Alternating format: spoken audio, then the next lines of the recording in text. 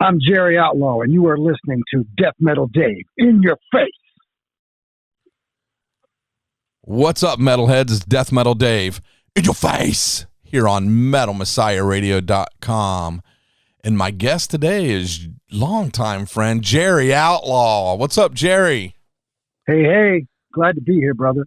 Hell yeah, man. You got quite the history in the Tampa Bay scene, but I've been wanting to have you on for a long time. It's like we talked about earlier. There's a list of people I want to have on still that are old friends. And I met you in 87, but before we get into that, let's go back to where were you born? Tell us your history, brother. Okay. Well, my history is, I was born in Florida actually, but I grew up in Eastern North Carolina. Okay. And I've got a, very Eastern North Carolinian kind of hillbilly-ish family, wonderful people. And I grew up hearing what you'd expect me to hear growing up in Eastern North Carolina, mainly country and bluegrass. And first music that I noticed, was obviously bluegrass and like music from movies and the Wonderful World of Disney that came on Sunday night had orchestra music that I noticed, And the first time I ever noticed a musician getting attention and it seemed like what he was doing was cool and important was Roy Clark on the show Hee Haw in the 70s. How old were you? And I was a kid, man. It was like maybe 72 or 71, I was a little kid then. Yeah. I was born in 64. So okay. And I just turned 60, so there you go. Right on. So I noticed that as a kid, and I was influenced, I thought, wow, playing guitar is cool if you do it like Roy Clark does it, He was a slaying fucking banjo player too, man. I mean, he played everything: guitar, banjo, fiddle, everything. I have uncles that still do in their 80s, late 80s, up in Alabama. And obviously, my early influences that made me like rock and roll and start to lean toward the guitar were, Leonard Skinner, Molly Hatchet, and the Outlaws. That sort of Southern rock approach, and the East Coast bands that were local, like Nantucket and, Mother's Finest, bands like that.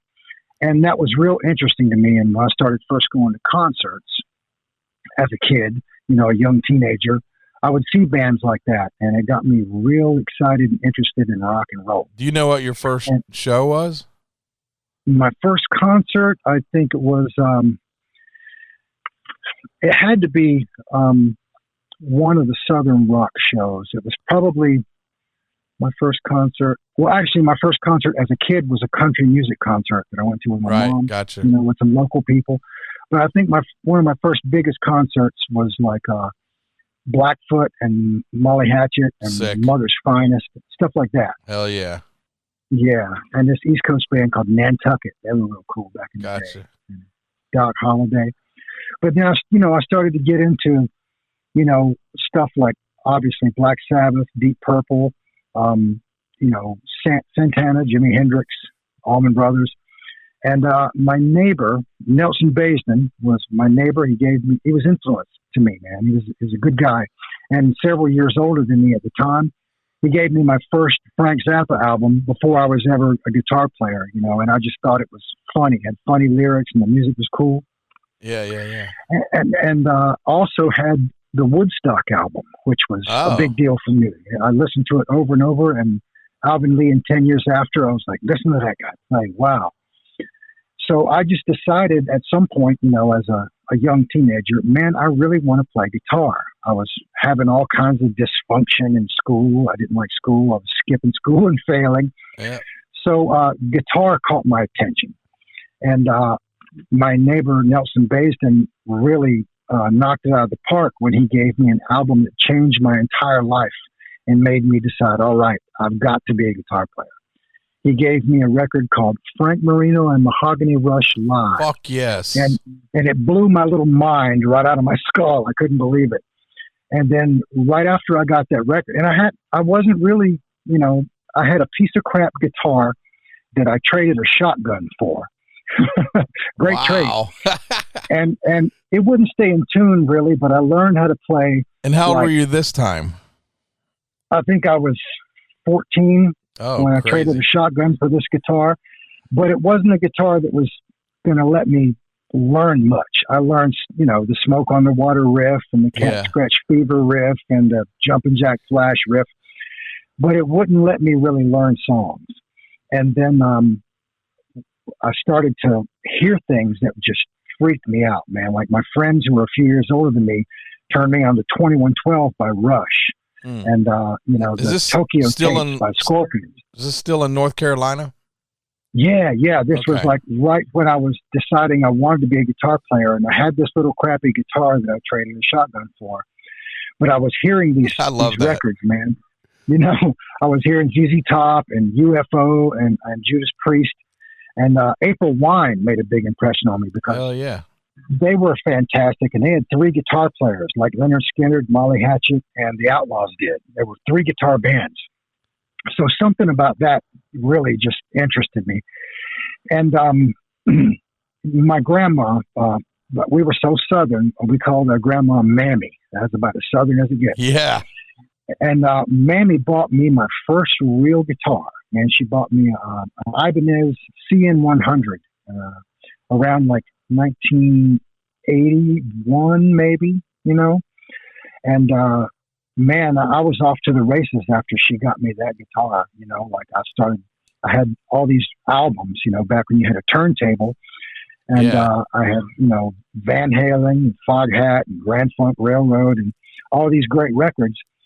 And that guitar allowed me to learn whole songs because it would stay in tune, And I just started practicing all the time. And I had an opportunity. I got kicked out of school in like 9th grade because I was an idiot. And my mom came and picked me up because the principal called her. And as soon as she picked me up from this high school, she's like, look, I'm going to take you out to the community college and you're going to get your GED. All summer, you got to go. I'm like, all right. And like I was having a lot of dysfunction at home, with my stepfather and stuff. And I was unhappy and rebellious. And he was, a little jerky. So I said, look, I want to get this GED, so I'll get him off my back. So, and this was back when you had to have 265 class hours to get your GED, And now you just take one online test and get it. But this is back when you had to go all summer. So I went all summer. And as I was there, I met this guy who I met another guy through. This guy named Lonnie Rogers is who I met. And he had a little Southern rock band. And I knew a few songs at that point. So I ended up hooking up with him and joining his little band. I think it was called Iron Rose. And we played Leonard Skinner and Marshall Tucker and Foghat and Eagles. Yeah. So I was learning how to play in a band and learning how to do, like I could do the lead, the Johnny B. Good and stuff like that. And, as I played in his band, I got my very first on-stage experience. I was terrified, but once I got that gig behind me, man, I was off to the races. I was just like so dedicated. And then the dysfunction was still happening at home. And now that I was hooked up with Lonnie, I said, Mom, I want to move out to Lonnie's house now that I'm not going to high school anymore and I got my GED. And she's like, okay, that's cool. So I moved out and moved to Lonnie's house, and he let me practice all day. He didn't, press me to get a job or anything immediately. He was like, you're really good for being a 16-year-old dude. Go ahead and just practice. And so I practiced like crazy at Lonnie's house and got better and better. And then I had how old was Ronnie? He was 10 years older than me. Wow. Okay. It was Lonnie. Lonnie, gotcha. Yeah. And I had the opportunity to borrow my mom's car, maybe a couple times a month. And I would drive to this town 30 miles away. I was in a town called Kinston. And there was a town called Goldsboro, 30 miles away, that had a music store that wasn't uptight. so I could go in this music store and just try out different guitars, and the guy didn't mind, you know? Yeah. So I would go in there and look around and play the guitars they had. And then one day I went in there and I noticed these two new guitars hanging on the wall, and they were both blue guitars. One was bright blue and one was dark blue, and they were both made by Kramer. And I was like, oh, those are pretty. And I looked at them, and they had this thing I'd never seen before, which was a Floyd Rose whammy bar on them. And I'm like, oh, that's the one that Eddie Van Halen plays. And at the time, in 1982, those were the only guitars available from the maker with this Floyd Rose whammy bar on it, because they endorsed Eddie at that point. Gotcha. So I was like, let me try this, you know, and I would take the guitar, and the guy would just give me one of those curly guitar chords, and I'd go sit in the corner, and I would never play too loud because I didn't want him to get tired of me being in the store. Yeah. So I'd sit in the corner and play this guitar, and I ended up going back a couple times a month for the better part of a year because this guitar never sold, because both these Kramers back in 82, they were $9.99 each. And Wow. in 82, that was a very intimidating price. Yeah. Because you could buy used Les Paul for $350 in 82. Yeah. So, you know, this guitar seemed unreasonably priced, but the whammy bar thing made me very interested in it. So I went back, you know, a couple times a month to play this guitar. And then one day I noticed the bright blue one was gone. I'm like, whoa, somebody spent a lot of money on this guitar. But the dark blue one was still there. And I kept playing it. And then my grandfather, who in our Southern way I called Granddaddy, Right. my granddaddy passed away and left me a couple acres of land. And I didn't know what to do with it. And my mom was like, well, you know, sell me this land, because she had a better idea of its fate than I did. So I said, okay. She gave me $600 for a couple of acres of land. And I thought, well, I'm going back to the music store to get a guitar. I already had, you know, the guitar that my mammy had bought me, but I wanted something new and exciting. So I walked in the store with $600 in my pocket, and wow, that Kramer was hanging on the wall that was $9.99. It had been hanging in there for almost a year and not sold. So he dropped the price to $5.99. And I said, I have $6 cash. Can I get it? And he knew that I'd come in there a couple times a month to play it. And he's like, sure, kid. So we went and got the case, and I left with that guitar that changed my entire life. It's my main guitar that I still have right next to me. What was his name?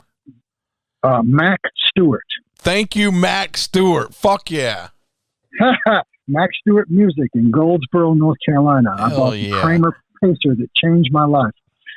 And, man, when I got that, you know, everything progressed quickly. You know, I started getting really good and learning. I started playing with, you know, like I would play with Killers and Peace of Mind. I would play with Pat Travers' live album. I would play with the Scorpions. The Blackout album was brand new. I was like, wow, you know, I started getting a lot better, and I was realizing it. And everybody around me was like, hey, kid, you're good. And then my friend Lonnie that I was living with, he came down to Florida for a weekend to visit his sister. And when he returned, he's like, dude, Florida's beautiful. St. Pete's great. I'm moving down there. You want to come with me? And I had zero going on in North Carolina at the time. And, you know, living at Lonnie's house, I was kind of on my own as a young kid. So I said, yeah, man, I'll come to Florida with you. So we packed it up and drove down to St. Pete. Hell yeah. And of course, as soon as and this was the summer of 1984. Did you work up there? I mean, what did you do for work? I did carpentry and stuff with my stepfather until I left home and moved in with Lonnie. Okay. And then when I moved in with Lonnie, man, I was just a young bum. You know, I didn't do anything but practice. Gotcha. Yeah. And he didn't care. Well, I was in his band, and he loved me, so he let me practice. He's like, man, you're the best little guitar player I know. So, you know, he really helped me out a lot, and he taught me how to play on stage with confidence. Yeah. And he just Lonnie was like a you know, a big brother or a much younger father to me. He always encouraged me. And so he brought me down to Florida in the summer of 84. And naturally, I did what most people would do in that situation when I got here. I sat on the front porch and cried because I was homesick. Yeah. But once I got it together in the next day or two, Lonnie's moved next to his sister. And his sister said, oh, there's a music teacher guy that lives down the street here. His name was Dave Shepard. So I went down and met him, and he was like, oh, you play rock and roll? Cool. And he was like a church guy, but he played guitar amazing. And he could play anything that was written on paper. He could just look at it and play it. He was a great music reader and a music teacher. So I met him, and we started jamming together a little bit. And then, that turned into a nice friendship. And then Lonnie was, trying to get his thing together with the house he just moved into and trying to get work and stuff. And a few months went by, and it just wasn't working for him. And he and his sister were a little bit at odds. So he kind of got discouraged and said, hey, man, I guess I'm going to move back up, either back to North Carolina or maybe go back to Ohio with my brother. And I was like, oh, well, I kind of think I need to stay because, I just got here and I met this guy, Dave, and, maybe something good will happen for me here. And then like a night or two later, I was asking somebody, like I would just walk up to people and introduce myself because I was just an eager young guy, right, dying to meet people. And I said, where do people go to hang out, the rock and roll people? And somebody said, oh, they go to Gandy Beach. So I got Lonnie to give me a ride out to Gandy Beach one night, and it was just that. It was like a tailgate party out there on the beach. A bunch of rockers hanging out with their car doors open and their music cranking and everybody drinking beer and smoking weed. And I was like, wow, this is great. So I figured I can meet some people at Gandy Beach. So then Lonnie decided, well, I'm out of here, man. It's not working for me. So he moved out, and I had a little trunk full of clothes and 2 guitars. So I left my clothes and both guitars in the garage of the house he just moved out of for a couple nights. And I decided, well, I'm going to walk around and I got to make something happen. I'm here by myself. So I walked down the street a few blocks and I saw this guy sitting out in the driveway playing an acoustic guitar. And I walked up and introduced myself. And it turns out this guy his name was Bob Johnston. He's an older dude, jazz and blues guitar player. But he's like, you play? I'm like, yeah. And he hands me his guitar and I play a couple of things. And he's like, oh, you play different. You play rock and roll. Okay. So I said, well, I'm in this situation. And, we hung out all day and got high and played guitar, and he liked me. So I said, the guy I moved down here with just left town. Can I sleep on your couch for a couple nights? And that's how it started. I went and got my clothes and my guitars. And, I still stayed in touch with Dave Shepard, who was just a few blocks down the street. And Bob let me stay on his couch, and he became a good influence for me. He taught me a bunch of stuff about guitar. And we used to sit out in his driveway and play, sitting on his car, like in the place that I met him. And Dave used to come by and hang out with us. So one day, Dave came by and said, hey, I got this gig, and I'd like for you guys to help me do it. Remember next to Clearwater Airport, there used to be a place called Boatyard Village back in the 80s? Oh, man, I maybe. Okay, well, they had a theater there that was like an off-Broadway type theater called the Dumichelle Theater. And Dave got a gig there playing the music for the off-Broadway production of Hair, with all the hippie songs. Okay. And he's like, I want you to do it with me, and I'm like, great. So I went there and I met a bunch of theater people, and we learned all the Hair songs, and we would play them while the actors would do the play on stage, and we had nice little audiences. Sick. And it gave me a chance to improvise during the 20 minutes before the show and the 20-minute intermission in between the 2 sets. I got to play Purple Haze and stuff like that, and some people noticed me. And did you read music? Not at all. Oh, no, okay. But I faked it. I got you. The piano player, director for there, her name was Gidget, and she was a crazy music reader. Like she could read music like a newspaper, like super quick. And I would just stand behind her and, play my guitar. And she would always look back at me and point to the music as she turned the page, like showing me where she was at. But I just faked it. I couldn't read what she was reading. So the play went great and got held over for a few months because it was a success. So I got to meet a bunch of people and make some friends, get my name out there in that way. And I ended up dating this one girl for a couple weeks that was one of the actors and singers. And she thought I had some promise. So she paid like $40 or $50, which was a lot in 1985 at this point. Yeah. For me to make a little demo, like I went to the studio and this engineer laid down a little groove on a drum machine and I put a rhythm and a lead over it. And it sounded crappy, but it was a demo for, a little 20-year-old guy. So I had that demo in my pocket and I made it back out to Gandy Beach. And I met some more guys and I met I met two guys there who became pivotal gentlemen in my life. I met these brothers, Lee and Eric Gibson. And, we formed Messiaxx together. But I met them out there and we jumped in this dude's van and we were smoking weed and partying. And I'm like, hey guys, I got my demo tape on a cassette. Can we play it? And they're like, yeah. And they popped it in and they listened to it. And it was just like 3 minutes or whatever. But they're like, that's you? I'm like, yeah. And they're like, that's great. So they opened the doors of the van and cranked it up. And a bunch of people out on Gandy Beach, got to hear it and they cheered for it. And I was like, wow. And Lee and Eric were like, you got to come play with us, man. Killer. And I'm like, that'd be great. But that was in the days before cell phones, before the internet, this was 85. The good old days. So the good old days. So after I left Gandy Beach that night, I didn't know how to get in touch with the dudes at all. And went back to, my place in St. Pete. And I managed to get a job at this horrible place and get an apartment downtown. And one day I was just looking through the newspaper trying to find something. And I saw this ad, this band called Noise, spelled Noiz. They were looking for a guitar player.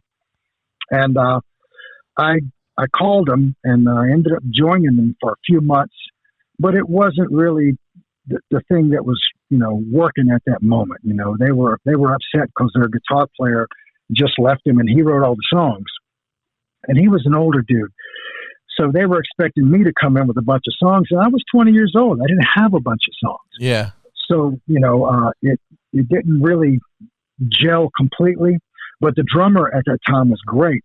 And then as the band started to fall apart, the drummer left for this other great band called Blackout. Yeah. And I'm like, okay. And that fell apart. And then I was back to my apartment. And I'm walking down the street one day. And I walk past these two dudes. And I hear someone say, Jerry. And I turned around. And both the guys are looking at me. And he's like, Jerry? I'm like, yeah. And he's like, hey, I'm Eric, Lee's brother. I'm like, oh, shit. Hey, brother, how you doing? And we're happy to reconnect.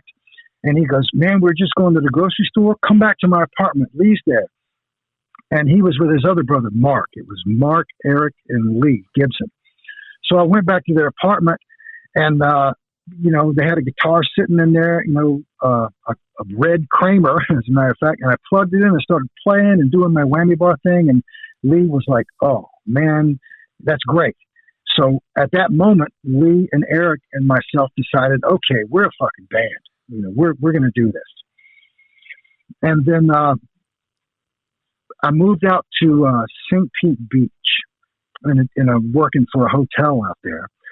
And it was weird because, I'm 20, 21, and I didn't have my life together in any way. I was just living in a little apartment with a couple of dudes I didn't know well, trying to work a job on the beach. So somehow the old bassist for Noise hooked up with Lee and Eric. And then they were like, hey, man, we hooked up with this guy. And I was like, oh, damn, I didn't really like him that well. But, they were like, come play with us. So, okay. So I tried to get over to Gulfport and play with him as much as I could, but I didn't have a car. It was 1980, late 85, early 86. So we had a bunch of good rehearsals and had a pretty strong song list of covers, and we wanted to start writing our own stuff. But then we experienced a little dysfunction with the bass player. He decided he didn't like me that well, and I didn't have my shit together at all. So I ended up going back to North Carolina, which I thought was the right thing to do, for about 7 or 8 months. And that was as much of a failure as I feared it might be. So I came back to Florida. And by 87, back in Florida, Lee and Eric were still with that bass player, but they found this other guy, Gary Muchmore, who was going to be their singer. So when I came back to Florida, I got with them again, and we said, all right, we're going to write our own tunes. And we came up with the name Messiaxx. That's what we're going to be. So we started writing our own tunes, and it really started to come out good. But there was this little dysfunction in the band, like there always is with young people with egos and attitude. Me and the singer at the time, Gary, we didn't really like each other for whatever reason. So, I had a tough time managing myself, playing in the band with somebody that I didn't think I liked at the time.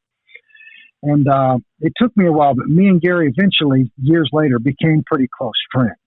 But at the time, I didn't like him, and he didn't like me. Right. But, I was trying to make this happen. So we wrote these songs, and we went into the studio up in Newport Richey, I think it was. It's called Skybound Studios. And we went in the studio as Messiaxx. And, we had gone to a couple of Sabotage gigs previously, because at Gandy Beach, when I was new in town, is when I first heard Sabotage and Nasty Savage. And I heard that Wage of Mayhem, and I heard Dungeons Are Calling in the same night. I was like, oh my God, if these guys are from here, I'm in the fucking right place. Hell yeah. So that really just set me afire and made me go, okay, this is the metal town. This is where I need to be. Yeah. And we started writing these great metal tunes with Eric and Lee. And we went in the studio, and John Oliva came in there with us to mix us. And of course it was a clusterfuck, because that was back in the liquor cocaine days. So there wasn't a good job done on the mixing. John was partying in the control room, and everybody was partying, and the songs got recorded, but the sound wasn't good because everybody was just partying. So, but one of the songs made it onto a compilation called Metal Mercenaries 2. And it had a bunch of local bands on it. It was Messiaxx was on it, Blackout was on it, Fester was on it, Osiris was on it. Metal Mercenary, Astaroth, Iced Earth, like Oblivion, a bunch of old school killer first wave of Florida metal bands. The very first wave of it happening. And we were part of it, and damn proud to be. And then when that came out, there was more dysfunction happening within Messiaxx. And I was like, you know what? This isn't working. And I had an opportunity to go join Blackout. So I was like, well, okay, I don't know these guys, but let me go check this out. Went over there and met them. And the guitarist and writer for Blackout, his name is Richard Elliott. I was just like blown away by this cat. I was like, oh my God, this dude is just a monster. When I first saw him, singer. I was blown away myself when I first saw him. Right? He played like Frank Marino and sang like Ian Gillan. I was like, oh my God, I got to get with this dude. And he played a lot of instruments. He played guitar and bagpipes and flute and violin. He was just amazing. So, up until then, I thought the chemistry that I had with Eric was unique and wonderful, because we were great together. We played harmony, like Merciful Fate and cool stuff like Maiden. And I thought, man, me and Eric got it. When I joined Blackout, I fell right in the same groove with Richard Elliott. He and I were this terrifying young guitar team all of a sudden. And I was like, oh, great. But they had a bunch of material already. They had that Ignorance of Man album, and it was full of great stuff. So I'm like, well, I got a job cut out for me. I got to learn all this. So it took me a couple months to learn all that stuff, because it was already very established, and I had to do it like they had recorded it. So I gave it that respect and did that, and loved it. Had a great time. We started getting popular and doing great gigs. And at the same time that Blackout was happening and I was having a good time being in it, I used to go to this place on Central Avenue called the ACL Club, back in the 80s. And they would have jam nights on Tuesday and jam nights on Thursday. Tuesday was like a blues jam night, and Thursday was like a alternative or anything you wanted to do jam night. So at the jam night, I used to go there with a real competitive frame of mind. I'd sit in the corner and warm up, and I used to tell myself, I'm going to smoke every guitar player in here. And that was my ridiculously competitive attitude back then. And while I was there, I met this great bass player named Darren McFarland. Yeah. Really, really amazing bassist. And I met this other great musician, Pat Buffo. And, I would jam with them at the ACL. And while Blackout was getting popular, and as we were doing it, there was this great young band from Lakeland that used to come open for us called Detriment. Yep. And they were really cool. I just talked to Joe. Matter of fact, he just texted me. I just told him, no texting. I'm doing an interview. Yeah, Joe Tolley, great guy.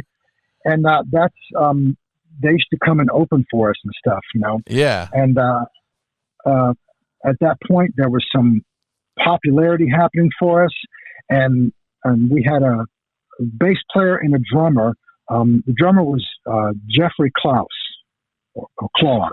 Yeah, Jeffrey Claus, like Santa Claus. Yeah. And the bass player was Ed Gayton, but everybody called him Triad. And, he was already somewhat of a well-to-do guy. And we got this opportunity to play a showcase for this German record label who came over from Germany to see Blackout, but possibly signing us. So we were excited. And it turns out that at the time, the bass player, I don't know, maybe he was too nervous or something, but he had something going on and he got real drunk. And the show went completely to hell in front of the German record executives, and it was a disaster. So, after the show, like he got drunk and climbed on the drums and pulled the lights down on top of it. It was a disaster, like Spinal Tap. Where was that at? God, I think I remember at that. At the casino, brother. Yeah. At the casino. Okay. Yeah. I think I've seen you guys there more than once, though. Yeah, probably. And that's where we got a lot of our popularity. I forgot, man. I totally remembered it, pictured it when you were talking about it because I was there, especially. Oh man, crazy.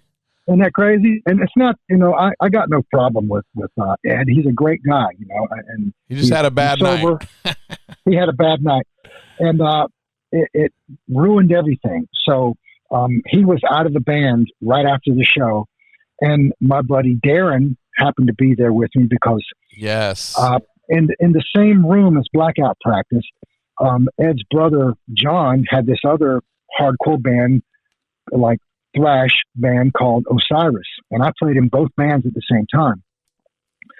So Darren was playing bass for Osiris, and so as soon as Richard said, "All right, our bass player's out," well, Darren was standing right there, and he's like, "Do you want to do this, man? Would you do this?" And I'm like, "Yeah, Darren, please do this," because we got some interest.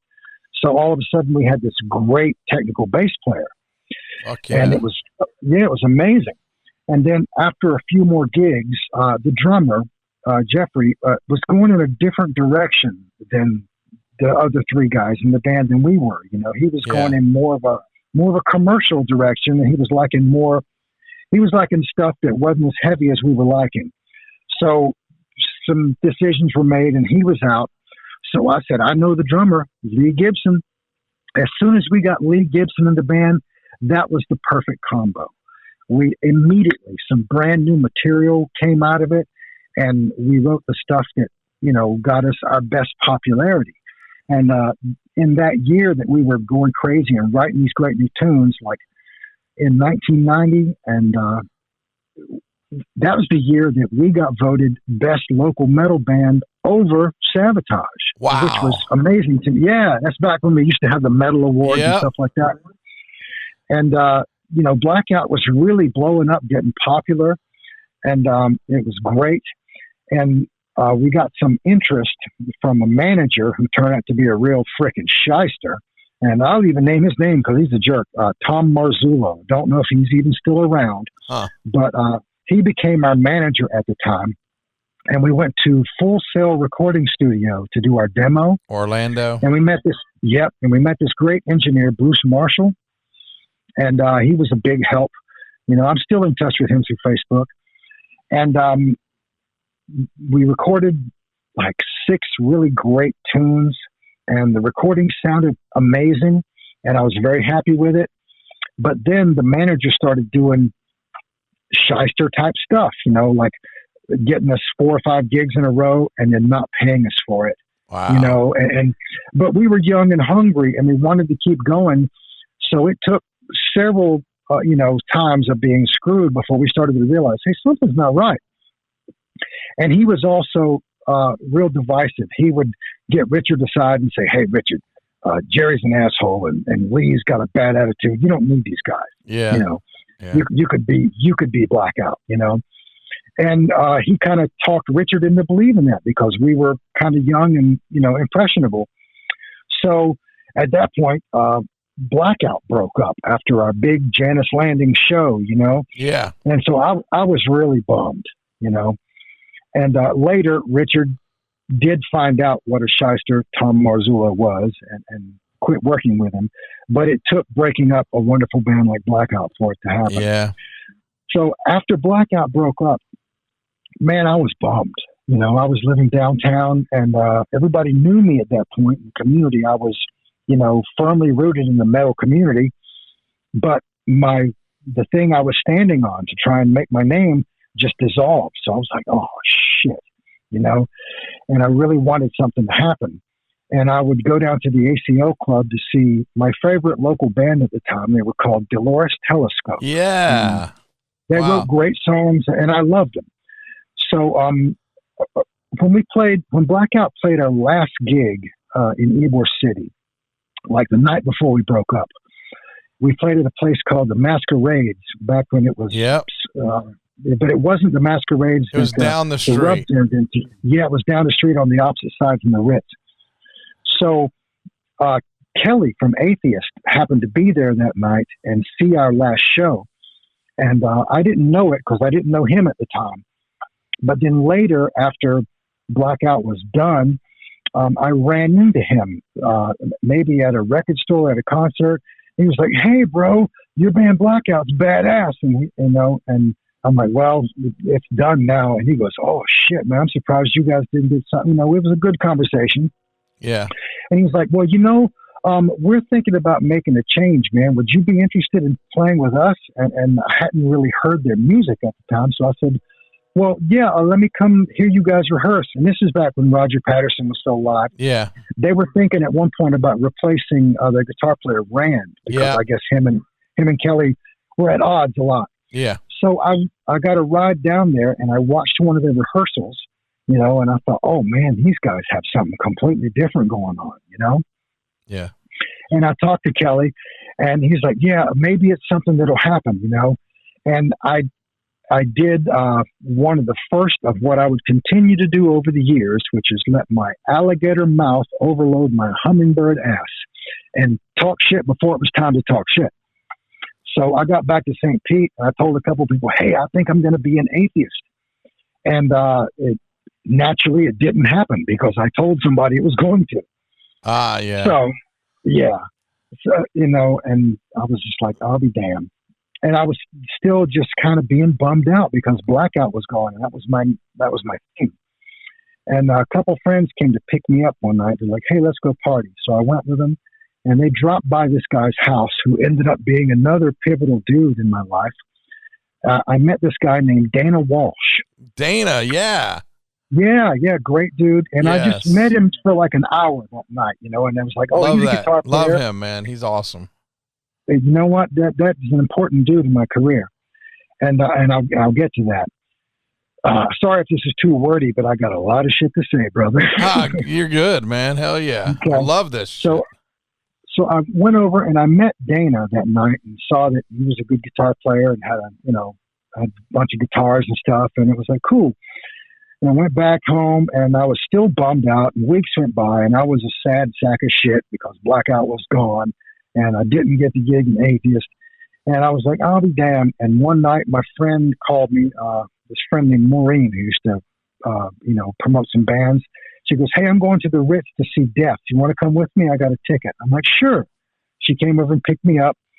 We went over to the Ritz and Def was playing. And I was like, okay, this is cool. All the metal people are here. So I was walking around saying hi to people. And I ran into Anthony, who was the drummer for Detriment. Yes. But he was no longer in Detriment. He was in a band called the Genitorturers. Yes. He goes, hey, brother, how you doing? I said, oh, man, Blackout broke up. And he's like, oh, shit, I'm sorry. Really? Yeah, we talked about it for a minute. He goes, I just moved to Orlando, and I'm in this great band called the Genitorturers, and it's kind of punk, but kind of metal, too. And he goes, Jen's here. Let me introduce you to her because we need a guitar player. I'm like, you do? So immediately I got excited. And he introduced me to Jen, and I was like, wow, who's this fucking hot, like Rob Halper's little sister, Yeah. Wow. And we talked, and she's like, well, come outside and listen to the tape. And so we went and sat in Jen's truck and listened to the demo cassette that they had already. And Anthony was killing the drums on it, and it sounded great. And I was like, wow. And this guitar player just left. And she's like, yeah, and we need somebody. And I said, well, give me a shot. And she goes, would you move to Orlando? And I said, yes. So that's what happened. I moved to Orlando, and Anthony gave me the good word. Anthony's like, Jen, you'll love Jerry. He's killer. So I decided, all right, let me move to Orlando. I didn't like Orlando. Orlando is kind of a shitty place to live. Yes. But I went there with a goal in right? I went there with a goal in mind. We always thought that back then and now. Orlando just sucked back then. It must be living hell now. Yeah. But I went there and I got with the Genitorturers and I, played for Jen and I showed her Blackout tapes and she was like, oh shit. Okay, great. Welcome to the band. And that was right about the time that, she was starting to date David Vincent from Morbid Angel. Yeah. So, I made the move and moved to Orlando, but I didn't have a ride. So she's like, well, my boyfriend lives in Tampa and he's coming to see me. He'll come pick you and your guitars and stuff up. So David Vincent pulls in my driveway and I'm like, hey, and I met him, we talked about music and stuff. And he gave me a ride to Orlando, and I was moving in briefly with Anthony in his apartment until I could get my act together. Yeah.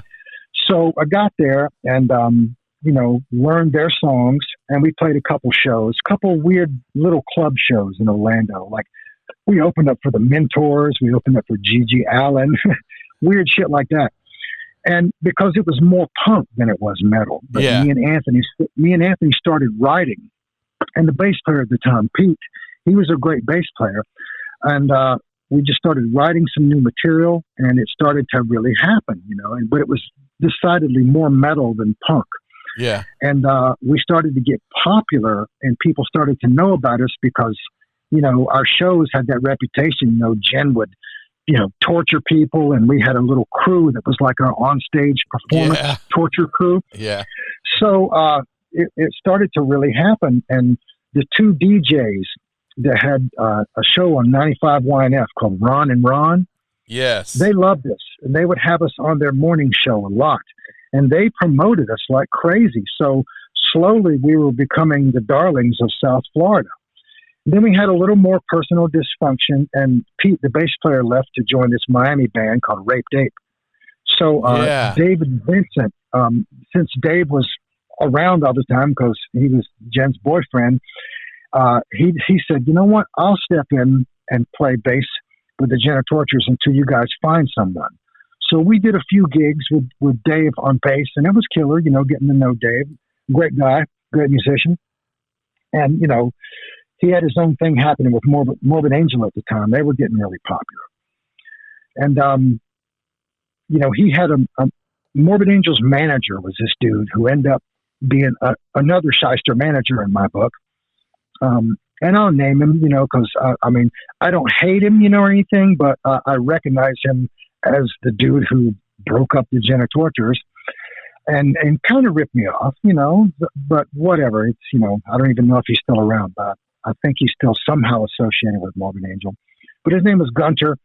And yes, Gunter. Yeah, he got involved, and he started to advise Jen in an odd way. He started to advise Jen in the same way that Tom Marzullo tried to advise Richard Elliott. Right, gotcha. So we wrote these songs for the album, 120 Days.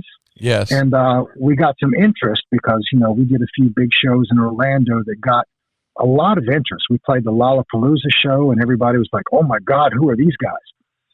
So there was some buzz there. We started to get a big name locally. And IRS Records sent one of their reps, who was I think his name was Nick. He was the drummer for that band, Lords of the New Church. Okay. And he was also an A&R rep for IRS Records. He came to see one of our big shows, and he was like, wow, these guys have something, and the material's pretty strong. So IRS Records started like a sub-label just for us called Shock Therapy. Uh-huh. And they, kind of financed the recording of 120 Days. So we went in the studio in Orlando late in the year in 92, right? Late in the year. And at this point, I found another bassist because my girlfriend at the time was a titty dancer. She worked at Circus. And I went in there to pick her up one night, and she goes, hey, I met this bass player guy. He's still in here. You ought to come talk to him, because she knew we needed a bass player. So I went in there, and there sat my guy, Sean Colpois. He was sitting there just, getting some, dances from hot girls. And I was like, hey, man, you're a bassist. We need a bassist bad. And I gave him the Genitorturers cassette. And he was like, we went out in the car and listened to it. And he was like, wow, dude, this is perfect. Because he was a student at Full Sail, Yeah. And he was looking for a gig. And he was real skilled and great bass player. And after we listened to the tape, we went back to his apartment and got drunk and talked about music. And he was the dude. He was our new bass player. So, man, we started writing right away and getting material ready for this record. And the material came together very quick.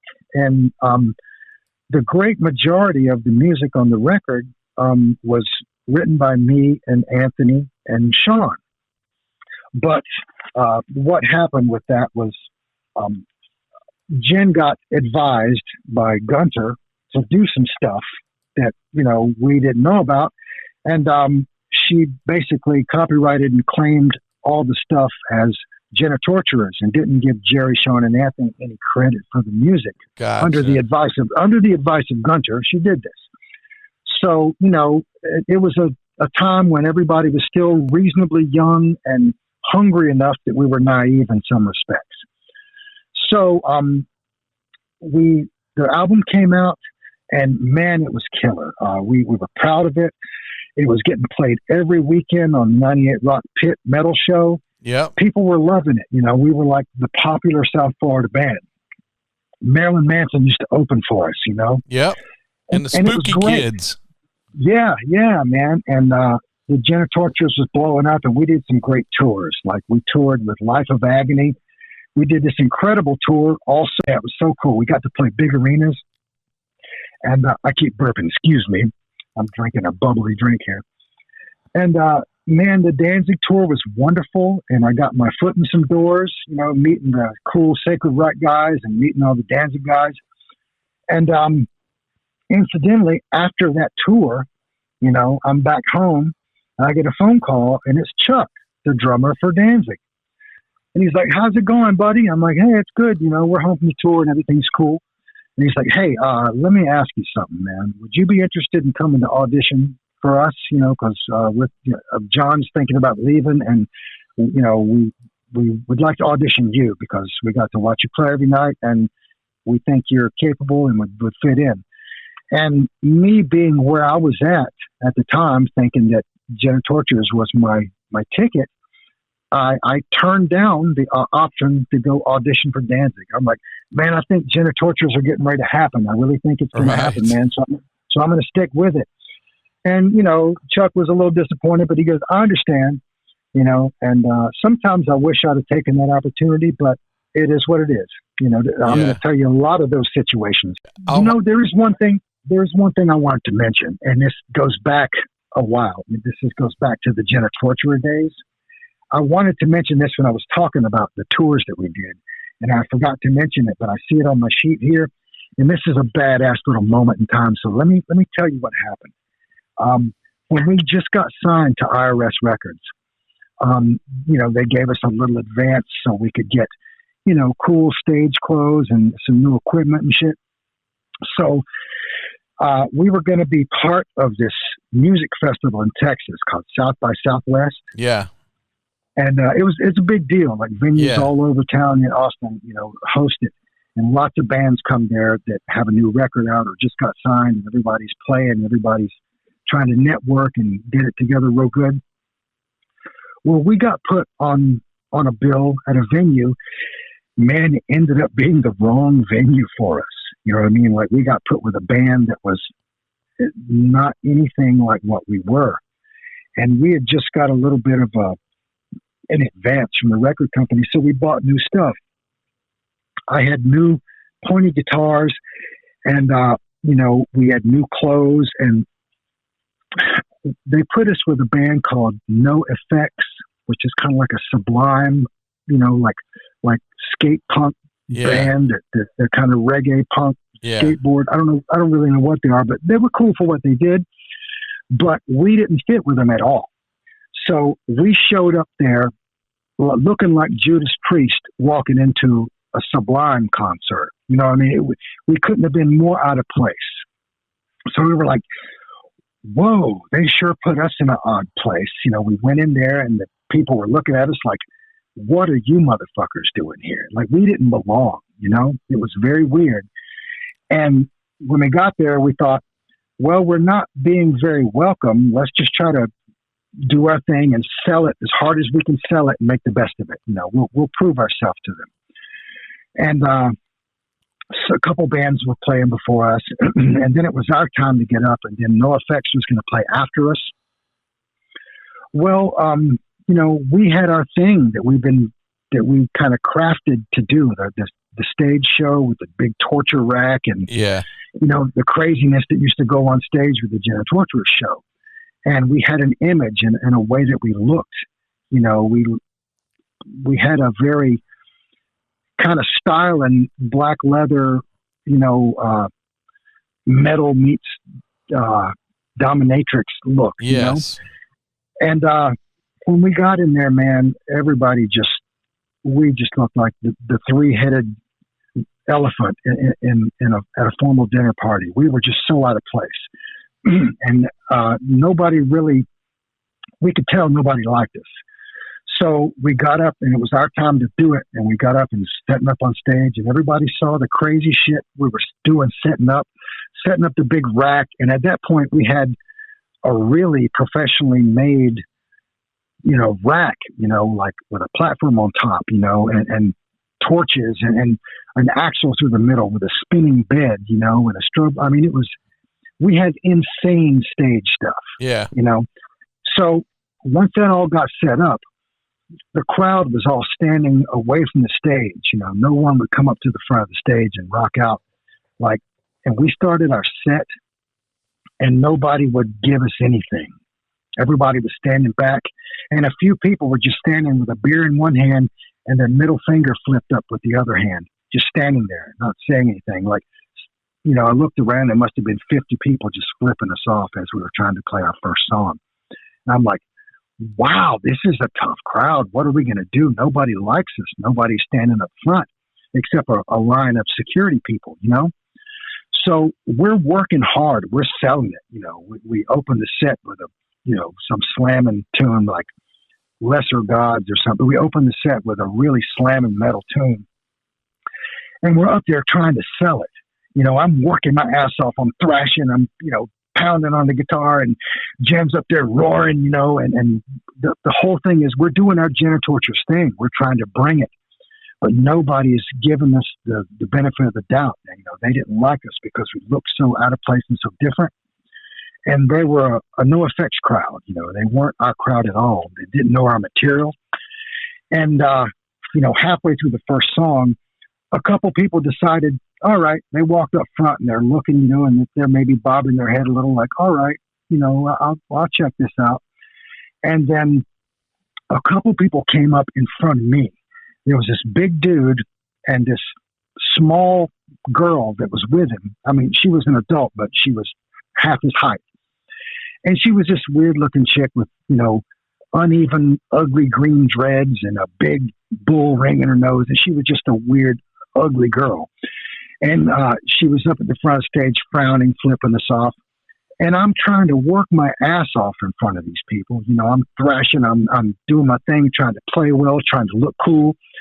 And she was so disgusted by our appearance that she was reaching up on stage. And my pedal board, was up front, was between my monitors, Yeah. I guess it was too close to her. So she decided to reach over on my pedal board and started banging with her fist on my distortion pedal, banging it on and off in the middle of the song. And I'm like, oh shit. I was shocked when she started doing it. I look over, I'm like, what's my sound freaking out for? And I look over and I see her frowning, smacking my pedal on and off with her fist. And I'm like, oh no. So I run over there and I take my foot and I pull my pedal board about a foot, 2 feet maybe away from her, so I can still operate my pedals, my echo, my wah-wah and stuff. And she can't reach it. So I turn it back on and I'm playing, I'm trying to sell it. She was determined to mess me up. So she jumps, picks herself up, on her belly on the edge of the stage so she can lean over the extra 2 feet. And she starts banging my pedal on and off again. And her big boyfriend's next to her just laughing. And I'm like, you motherfucker. So very out of character for me. At that moment, I lost my temper. And I ran over and I kicked this bitch in the side of the head as hard as I could kick her. Bam! And I was like, oh shit, I just kicked a strange woman right in the head. And as soon as I did it, it knocked her back on her ass off the stage. And her boyfriend, here he comes. He's coming up on the stage to get me. And my bass player, Sean Colpoist, like the fucking champion he is, comes racing past me and bam! He kicks him in the head, knocks him back off stage. And immediately, me and Sean are standing there. We're trying to hold the song together after we just kicked this couple in the head. They're trying to get on stage to kill us.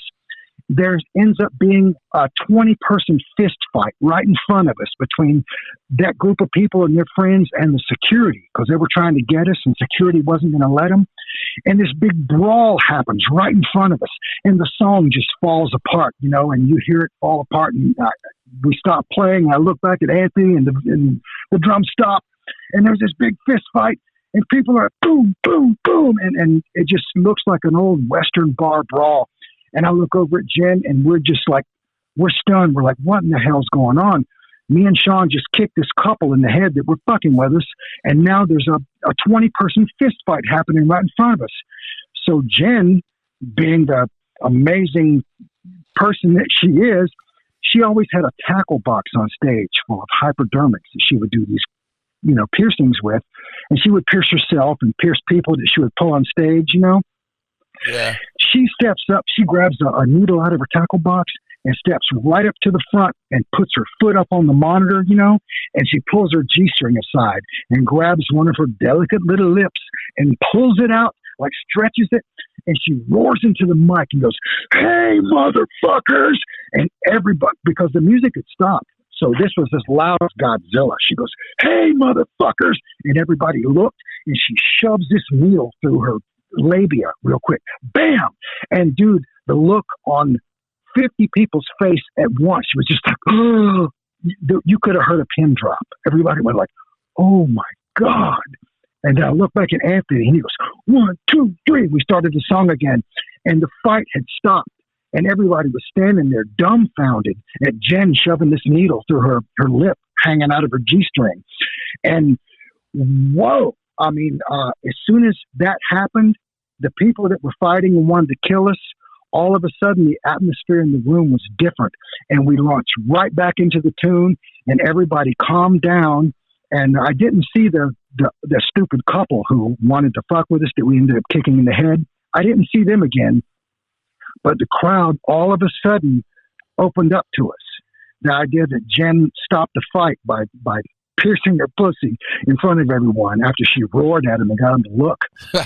And at that moment, the crowd said, whoa, okay, I guess we accept what you guys are doing. And we finished the set and kicked total ass. And it was just one of those moments, you know, like a stranger was fucking with me, and it happened to be a girl, and she would not stop, so I had to kick her in the head, and her boyfriend was going to kill me, and my bass player, being the champion he is, raced right by me and kicked him off the stage. And this huge brawl ensued, and Jen stopped it with her shock value.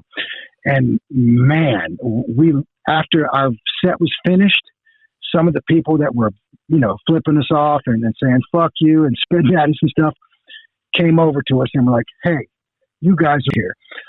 And I didn't take it, and I thought, well, you know, we're happening here. So the situation of us getting burned for the material on the album came to the fore in a strong way. And Gunter would do things like call me at home and try to, you know, verbally beat me up. Like, you want to be in this band or don't you? You know, like just doing jerk manager things. So IRS Records wanted a new record for manager things. Right. Exactly. I love it. And it really got hit home. Like when we got back from the Danzig tour, which was like 8 weeks or something like that. Wow. I got back home, and then I got a check in the mail for the entire tour. Gunter paid me $211 for 2 months of touring. Yeah. I'll never forget the way it felt pulling that check out of the envelope and going, what? So, you know, everybody got together and said, all right, we're bailing on this situation. This is not going to work unless the next record is done fairly. So, you know, we all told Jen and Gunter, hey, you know, the next record, we've got to have our name in the songs. The first thing Gunter said was like, this is a problem. It's not going to be that way. So I said, then we're out. So we all quit the band, like me and Sean and Anthony and the Torture people, all at the same time, just kind of left the situation. It only took a moment for Jen to get another band back together, you know, because she knew everybody, and everybody, you know, wanted to be a part of what the Genitorturers were at the time, which was pretty big in Florida. Yeah. But I was mad. I was bitter. You know, I hated Gunter, and I thought Jen ripped me off. But at the time, I didn't realize she was being advised to do so, you know? Yeah. I mean, because now Jen and I are very good. Jen's my friend, and I have zero hard feelings with her, and she's a good person, you know? So at that time, I was bitter. So I quit the band, and, you know, I was like, fuck this. I was disgusted with the aspect of sleazery that the business represented. It was all about musicians ripping off other musicians for their material and their royalties and stuff. And I was like, fuck this whole idea. So I got rid of a lot of stuff. I had a whole trunk full of crazy, you know, Genitorture clothes.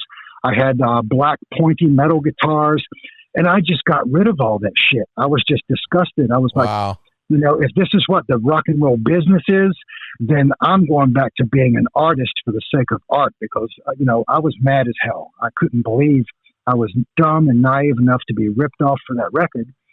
And for a while, I held it against Jen. I thought it was all her fault, but it wasn't. She was advised by a jackass.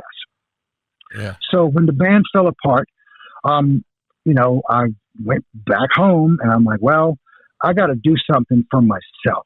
You know, I'm a musician for a reason. I need to play to make myself happy, even if nobody else gives a shit. I need to make myself happy. So I started playing with a friend of mine named Rick Olson, who ended up being super pivotal in my life. He's a guitar player, keyboard player.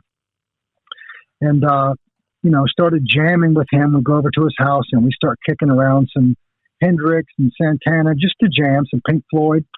And then one night, because we were both Frank Zappa fans, one night we thought, hey, let's try to play this Zappa song, because we've been a fan, but we've never tried to play it because it always seems so far over our head.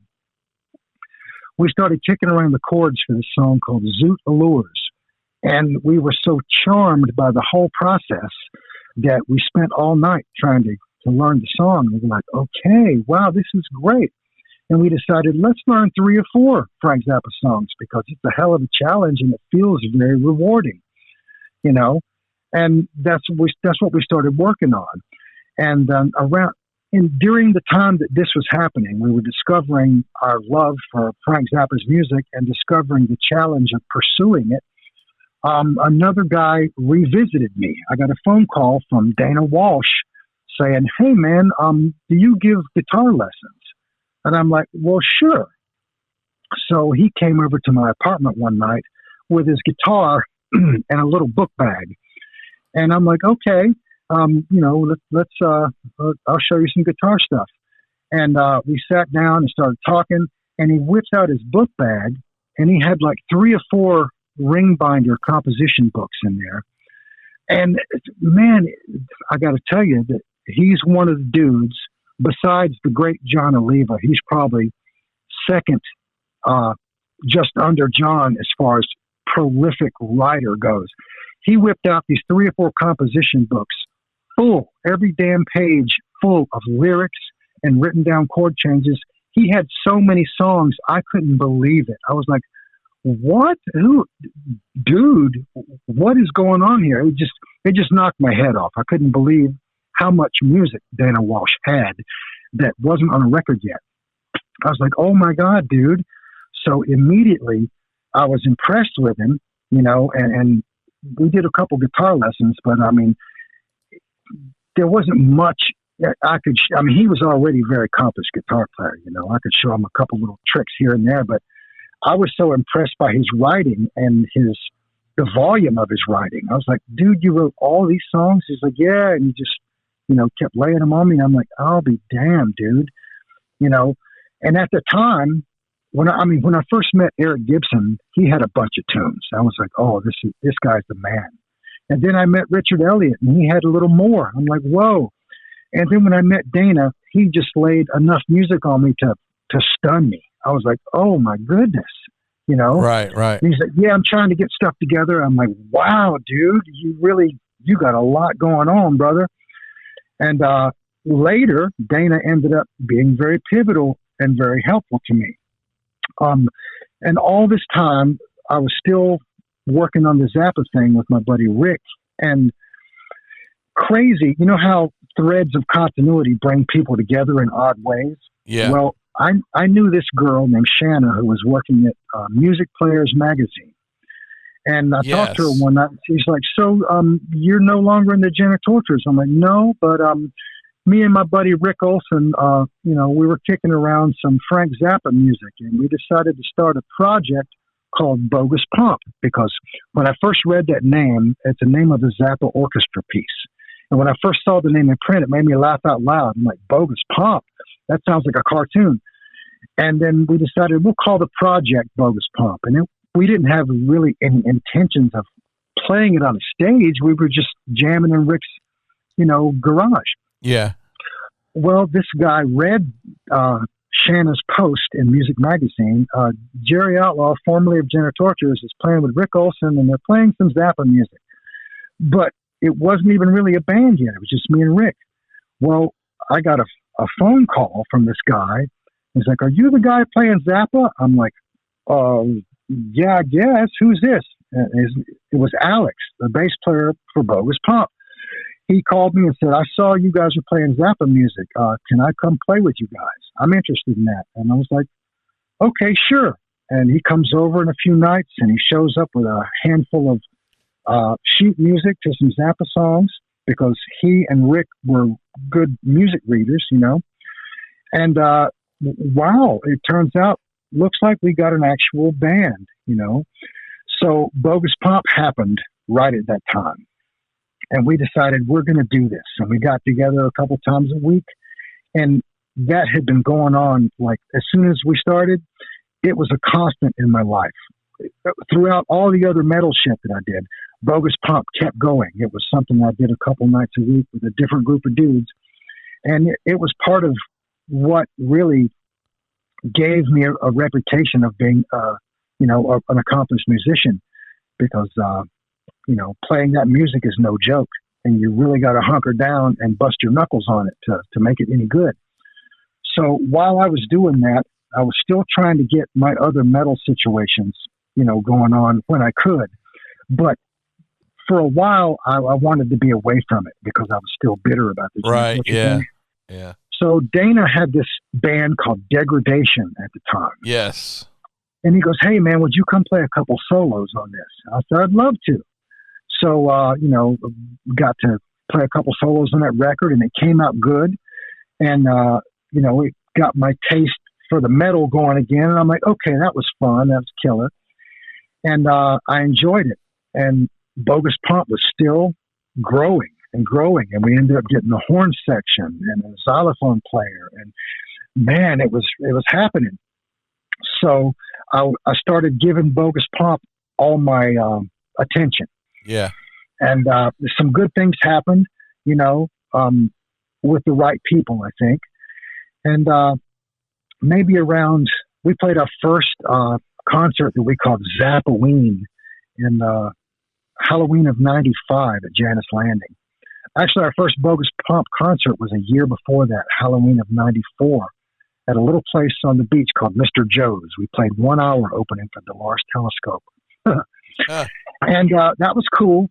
But then after that show, man, we just dove in head first and tried to digest a ton of Zappa music.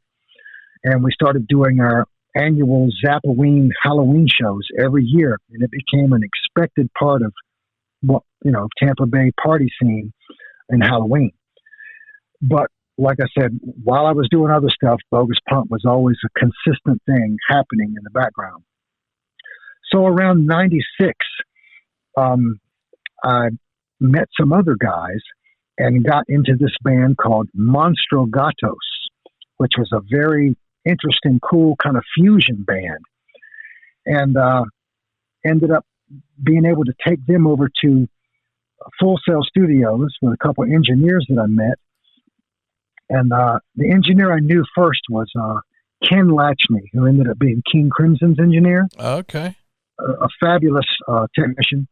And his assistant, Kent Huffnagel, he ended up being a teacher at Full Sail for many years. So those guys got Monstro Gatos into the studio to record some material, and it came out good. We had a really good demo. And while all this was happening, Bogus Pomp kept growing to the point where we got the attention of some of Zappa's alumni, like the vocalist in Frank Zappa's band. His name is Ike Willis. He did Joe's Garage and Thing Fish and a bunch of records for Frank.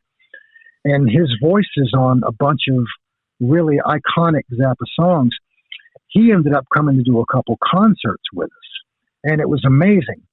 And it got our popularity of playing Zappa music up to a point where the Florida Orchestra, with a little bit of solicitation, considered doing a program of Frank Zappa music at the Mahaffey Theater one year, co-doing it with my electric band.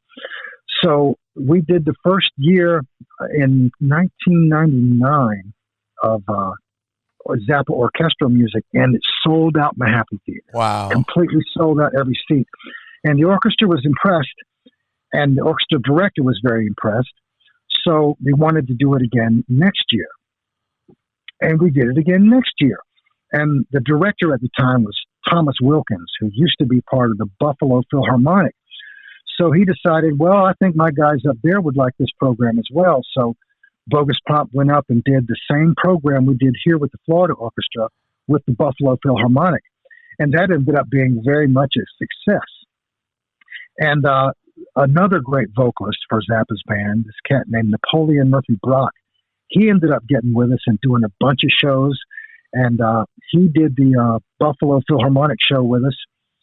And we were starting to get a lot of credibility because some people that were in Zappa's band would come play with us and validate our authenticity, you know, because not just any bunch of chumps are going to play this music and be taken seriously. We really got to bust their knuckles on it. Yeah. And the only way that I was able to do it, by being a garage hack like I was, is surround myself with monstrous music reading dudes who were much better than me.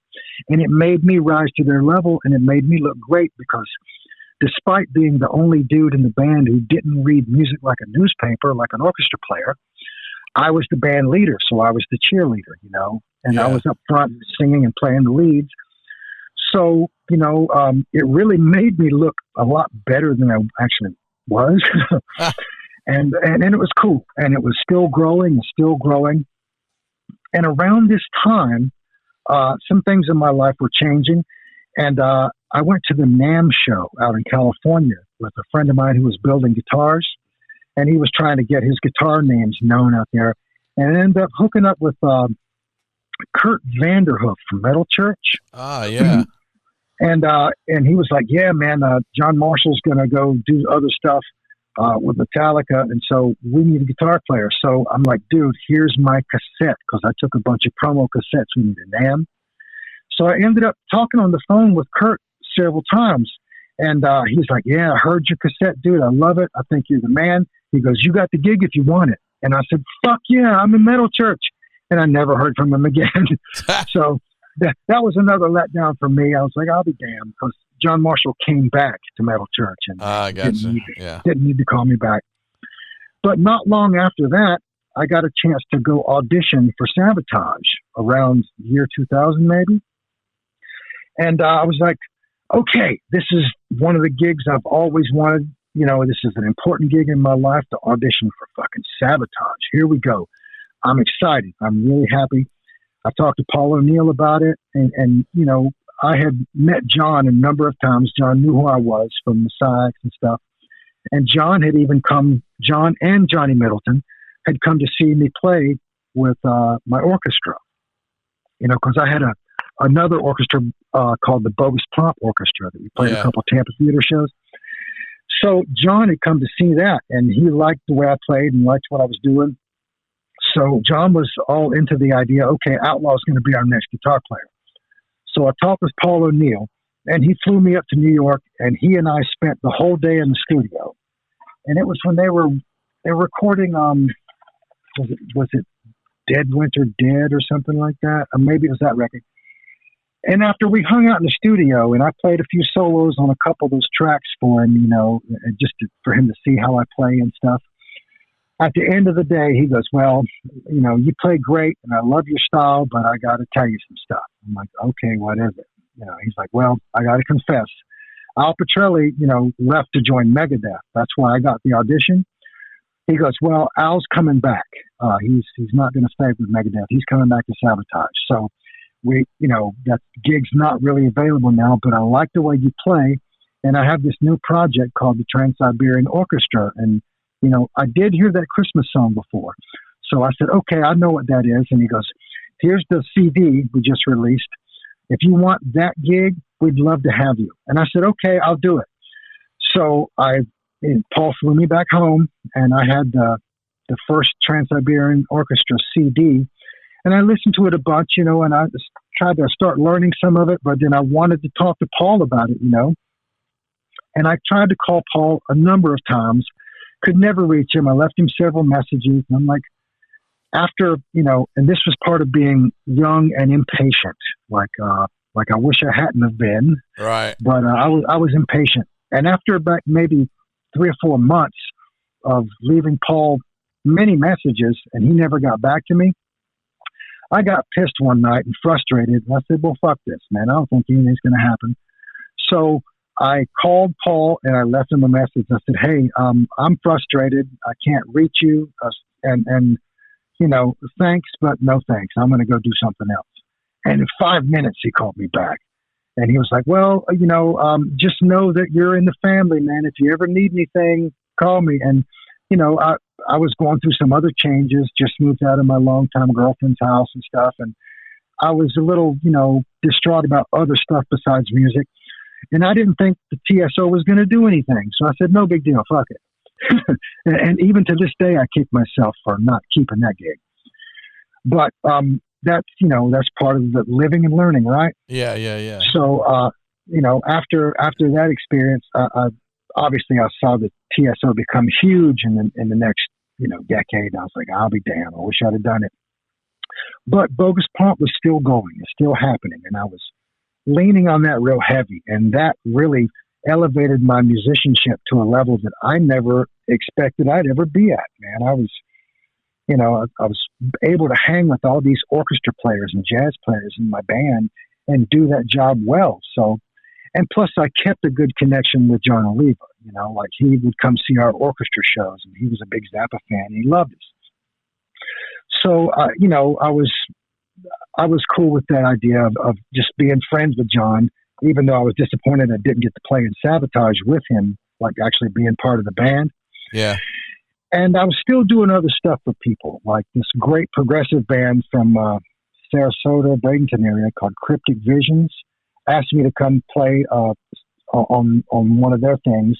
And I did that. And that was fun. And right around that time, I got another call from Dana Walsh. And this is when I started working with Dana. It was around maybe 2002, something like that. He had this project he called Money Shot. And it was like straight American rock and roll. It was kind of metal, but kind of rock. Yeah. And I've always respected Dana's songwriting because, man, that dude, let me tell you, Dana Walsh is one of the hardest working, most professional motherfuckers I've ever had the honor to work hard on music with. So, I was impressed by everything I'd ever heard him do. And he's like, would you be interested in this project? And I'm like, dude, yes. So I got with Dana and Money Shot, and we had to make a change or two. But then I asked Kevin Rothman to come in and be the bass player. And he was interested, so we got in there and we started writing all these killer tunes. And when I started writing with Dana, man, the songs were just flying out because he was already a very prolific writer and he inspired me to write a lot. So when we got together, we just started cranking out this incredible stuff. And right about that time, Dana decided to quit smoking weed for like a year. And I said, you know what, dude, I'm going to do it. I'm going to do it too. So he and I both quit smoking weed at the same time. And oh my God, that kicked us into overdrive, man. We wrote all this incredible stuff and we used to practice together to the point where we had these guitar parts airtight. Like you could hear us playing these rhythm tracks together and it just sounded like one huge wall of Panzer tank guitar. It was incredible. And I tell you, despite the fact that Dana was younger than me, I learned a lot from the dude. I got he improved my work ethic big time because he was such a serious professional. And, working with Dana was very good for me. I learned a lot about songwriting and, he was just, I can't say enough good shit about Dana Walsh, man. The dude's a total pro and a nice guy, honest dude, an honest dude who would never screw you around. So it was a pleasure to work with somebody like that. And we wrote all these great tunes together and we got into Morris sound and got to work with the great Jim Morris, who is the man. Yeah. And recorded this record. And the record came out so good. I was so proud of it. It was just excellent. And we thought, oh, let's make something happen with this. And then as soon as the recording was done, Kevin got the opportunity to go play with John Oliva. So we didn't have a bass player. And I was like, oh, shit, this is a little thorn in our growth here. There's a thorn in our side for this. Let's just sit around and talk about it. So Money Shot was kind of, stopped in its tracks for a moment because Kevin left to join Oliva's band. And right about that same time, I got involved in another project called Yeah that was like modern funk. kind of a cross between Faith No More, Chili Peppers, and Beastie Boys, and maybe Funkadelic. But it was real cool original music. So I was recording that record with those guys and still trying to work with Dana, but Money Shot was a record. It wasn't really a band at that point. And then I got the opportunity to join Oliva's band because my best friend at the time, Matt Laporte, was John's guitar player. Yeah, Matt. And they were recording the Rest in peace. Taj Mahal. Yeah, man, what a great dude. He taught me a lot too. And they were recording the Taj Mahal record, John's first solo album, over at Morrisound. And he's like, man, you would be perfect to do this job with me. And I recorded a bunch of harmony guitars all over the record, and I need a second guitarist for the tour. And he goes, would you do it? You'd be perfect. And I said, dude, you know I would do it because I've always dreamed of playing with John. So I left Money Shot to go play with Oliva. And it was a hard thing to do because I respected Dana so much. And, you know, Dana was a little hurt by it, you know, and I can understand why. And I always felt bad about that because I had so much love and respect for Dana. But I could not turn down the opportunity to play with John Oliva. And as you know, as soon as I got with Oliva, we did one show locally and immediately went to tour. You know, like went to Greece right away. Yeah. So I couldn't turn that down. And plus, I knew all the Sabotage songs by heart, you know, because of the stuff, because of being a metalhead ever since the beginning. And when I first got to Florida, Nasty Savage and Sabotage were the first two things I heard, you know. So I was like, whoa. And then Power of the Night came out, and that was a big influence on me. Chris's playing on that was just awesome. So I had to, you know, walk away from Money Shot to join Oliva. And, you know, I always felt a little bad about doing it, but I had to take that step, you know. And man, getting with Oliva was amazing. He brought me onto the biggest stages of my life, you know, all the European festivals, you know.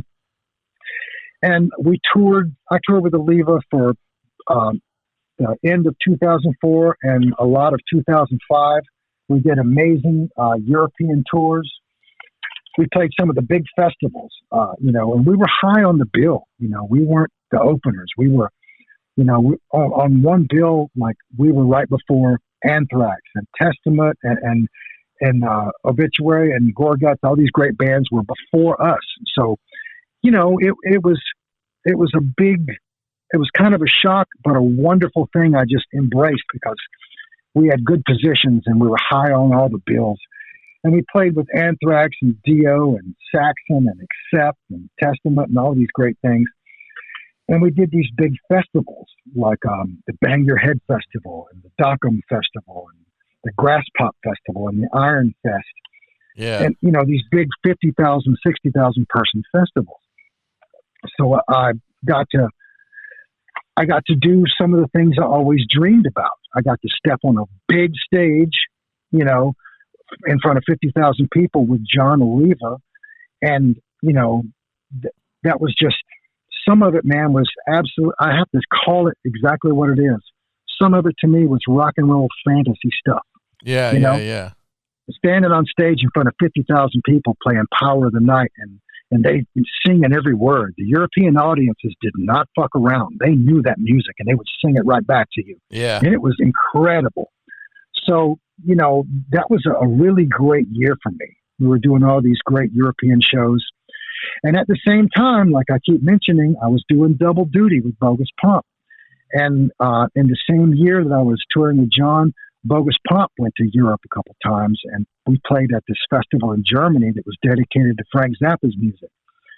So, you know, I took a lot of the opportunities that were happening at that time, and my chops were really up. I was playing as great as I've ever played. And one of the tours, I took the opportunity to take like 100 Money Shot CDs with me, and I just was giving them away all over Europe. And it was nice to hear the Money Shot CD cranking through the big PA at the Dynamo Festival and stuff like that. Yeah. Just little things to validate, you know, little personal things for me. And it was great.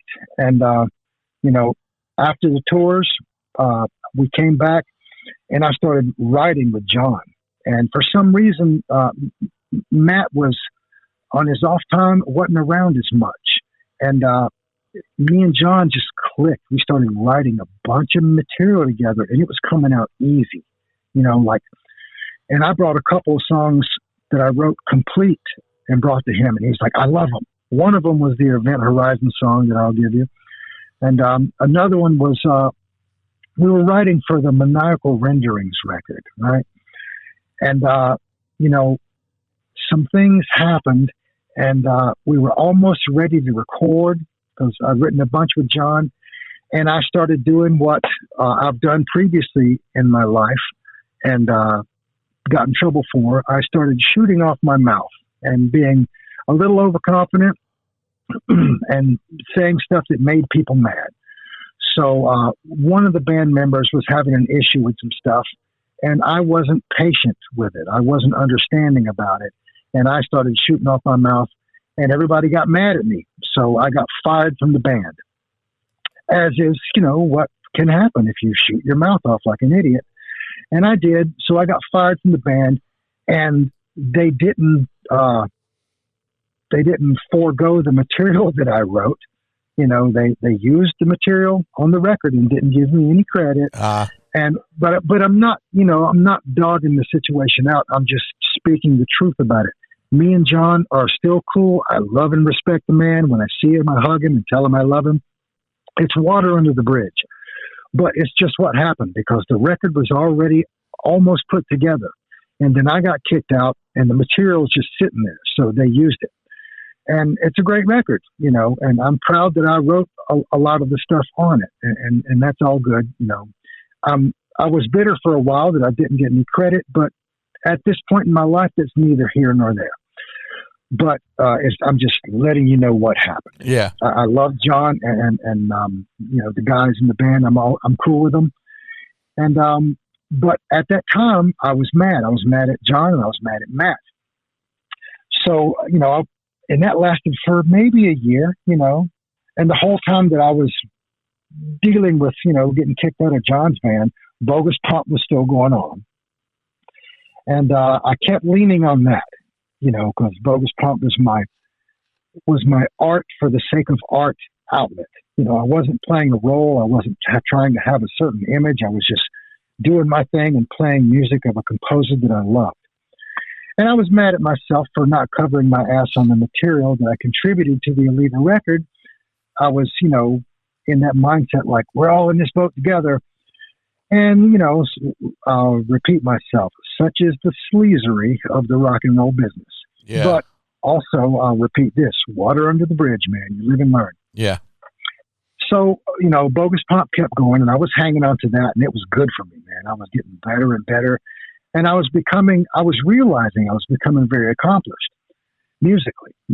Personally, I was still a train wreck at times. But around 2008, I was asked to rejoin Oliva's band because they cut this record called Festival. And Matt's like, man, we need a guitar player for the tour. And would you be interested in doing this again? And I'm like, dude, you don't even have to ask.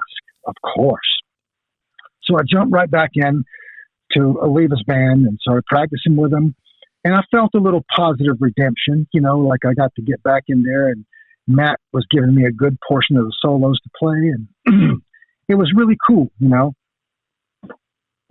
tour was great. The festival tour was very well received.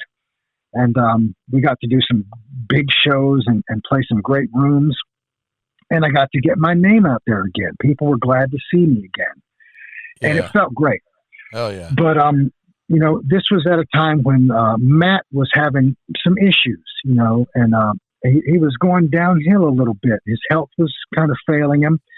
And after he got back from the tour, he was having a real tough time. He had some demons that were haunting him. And he ended up passing away, very unfortunately. And Matt, to me, we were best friends for many years. He used to be my roommate. He had a key to my house when he wasn't my roommate and would come by at 3 a.m. after his beach gigs, and I would make us breakfast and we would sit around and get high. He was just my brother, Yeah. and with my brother Steve, me and Matt and Steve Outlaw, my dear brother, we used to trip on acid a lot. So we were astronauts of inner space, if you will. So we had a lot of close bonding connection over music and over discussing our emotional issues with each other, and we just bonded really tightly. You know, we were best friends. So when Matt, you know, had his problems and his health failed and he passed away, I was like, well, man, this is a tragedy, but I've got to honor this man. And John was devastated, and John ended up taking up. Maybe he took like a year off, you know. Yeah, you know, I have the poster from Matt's like memorial. Concert. I made that poster. Yeah. I have that here. The purple poster, yes. And that's probably might have been the last time I actually saw you. Maybe so. Maybe not. I don't know. But I put a lot of work into that memorial because I really wanted to honor him, you know, and I got a lot of his friends together to play in different contexts. You know? Where was that? I'm just trying to remember where that was. A place in downtown St. Pete called Ferg's. Yes, that's right. Yep. And initially, you know, I asked John, I said, hey, you know, I'm going to do this memorial for Matt, and, you know, a bunch of musicians that love him are going to be involved, and would you like to be involved? And he was tentative at first. He's like, man, I don't know. This is too heavy for me. I don't know if I can. And excuse me. And I said, well, you know, I understand how you feel. And whether you want to play or not, just come out there and let's honor the man that we loved. I'm going to work my ass off and put together a really good memorial for him. I invited his mom and his sister and his brother out, and it's going to be a meaningful event, and we're going to honor this man. And John was like, well, since you put it that way, I'll be there. And I was like, great. I felt good about it. And I started putting things together, and I got together a lot of people who loved him, and it was very meaningful for all of us. And we played this memorial in honor of him, you know, and I even did crazy things. Like I made this chocolate milk drink that he used to love, and I made a big thing of it on stage and poured little glasses for everybody in the front row, you know, just things that Matt would love. Yeah. And it was great. And we played a bunch of his solo material as well as a bunch of cover songs that he loved. And John ended up agreeing to play there. So we played a Sabotage set, you know, to honor Matt, and it was great. And I had a friend of mine, a young guitarist named Justin Walker. I had him, you know, get with me and learn the Sabotage stuff and play, you know, basically the second guitar part in the Sabotage stuff. Yeah. So the show went off very well. We had a full courtyard. It was great. It was very meaningful. It meant a lot to everybody involved, and especially me. And it ended up being great. And John felt good about it, and everybody who was involved felt really good about honoring Matt in the way that we did. We gave him a hell of a send-off. His mom and sister were very happy. So that was kind of closing a door, you know, a little sad, but at the same time, very honorable and very well-intended. So, you know, that was like the end of a little era. And then after that was over, Bogus Pomp had some really fabulous opportunities. And, you know, I was still doing things with Bogus Pomp. We were going back and forth to Germany to do the Zappa Festival over there. And that ended up being a wonderful thing because, you know, playing in front of, you know, kind of a small festival, maybe 5,000-6,000 people at this little horse racetrack over in Bad Dober in Germany. But man, playing Zappa music for the German audience ended up being such a great thing for me because the German audience, or the European audience in general, knew Zappa's music really, really well. They paid attention. They knew what it was about. They listened. Because there was sometimes we'd play a show, you know, here in Florida, and we would want to do some sensitive material or orchestral material. And sometimes the talking and the clinking glasses were almost as loud as the material we chose. So that put me off a little. But playing that same material in Europe for the Zappa crowd, man, they know how to shut the fuck up and listen to the serious music, and they really appreciated how we treated the music. So we had some opportunities that were wonderful at the Zappa Festival. We got to be part of a revitalization effort for St. Catherine Cathedral in Hamburg. They were refurbishing the old pipe organ that Bach used to play on and practice on. And we played a concert in that church to help finance the repair of this pipe organ. And it was wonderful, man. I sent you a cool picture of us playing in that church. Killer. And it was just a wonderful thing, very meaningful for us, because we got to play in a 600-year-old church in the heart of Hamburg, Germany, and play this music that meant a lot to everyone who was there. And it was just amazing. And 2 nights later, we got to go play the big Zappa festival, and, lots of the musicians that were in Zappa's various bands were there. And we got validated by them. They saw how serious we brought this Zappa music, and they knew by seeing and hearing us how much work and how many years we had put into it, because it's a serious thing to be involved in, playing Frank Zappa's music. Yeah. And especially if it's not just the campy music with the funny lyrics. If it's the serious stuff, like, you might not know the titles, but we played stuff like The Black Page and Sinister Footwear and Strictly Gentile and Big Swifty. We played arrangements that would knock the average motherfucker on their ass, so we were very proud of what we were doing, and we did it very, very well. I must pat all my dudes on the back and say we did the shit out of that material. And the European crowd validated us because they know the material so well. And the former Zappa alumni, all the important dudes from different areas of the band, they validated us too by sitting in with us and realizing, hey, you guys really play the shit out of this stuff. You practice it the way we used to, and I respect that, and that's great. And man, we did some, extremely meaningful performances with a lot of people associated with Zappa, and we brought the music up to a really great level when hardly, anybody around. There was another band from New Jersey called Project Object. They were playing it too around the same time, but not many other people. And this was before Dweezil started playing it. We met this kid down here, young kid, came up to us one night after a gig saying, I want to play drums for you guys. And he was very young at the time. His name was Tom Trapp. Well, we gave him a chance to play drums, and he ended up being fantastic. And he turned into an incredible composer, arranger, and he conducts orchestras and stuff now. Now he's actually a Dutch citizen, and he's fully integrated, speaks Dutch and everything. But he's an orchestral wizard. He knows all the ins and outs and do's and don'ts of orchestral arrangement. So he ended up writing a complete book of orchestral arrangements specifically for Bogus Pomp and a 15-piece orchestra that we called the Bogus Pomp Orchestra.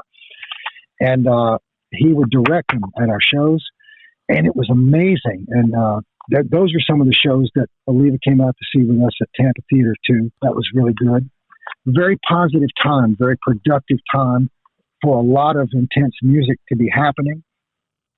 And it was like an amazing time in my life that the hard work I put in elevated me and elevated, like, I realized when I was putting in the work, and I realized when those stages of elevation would happen.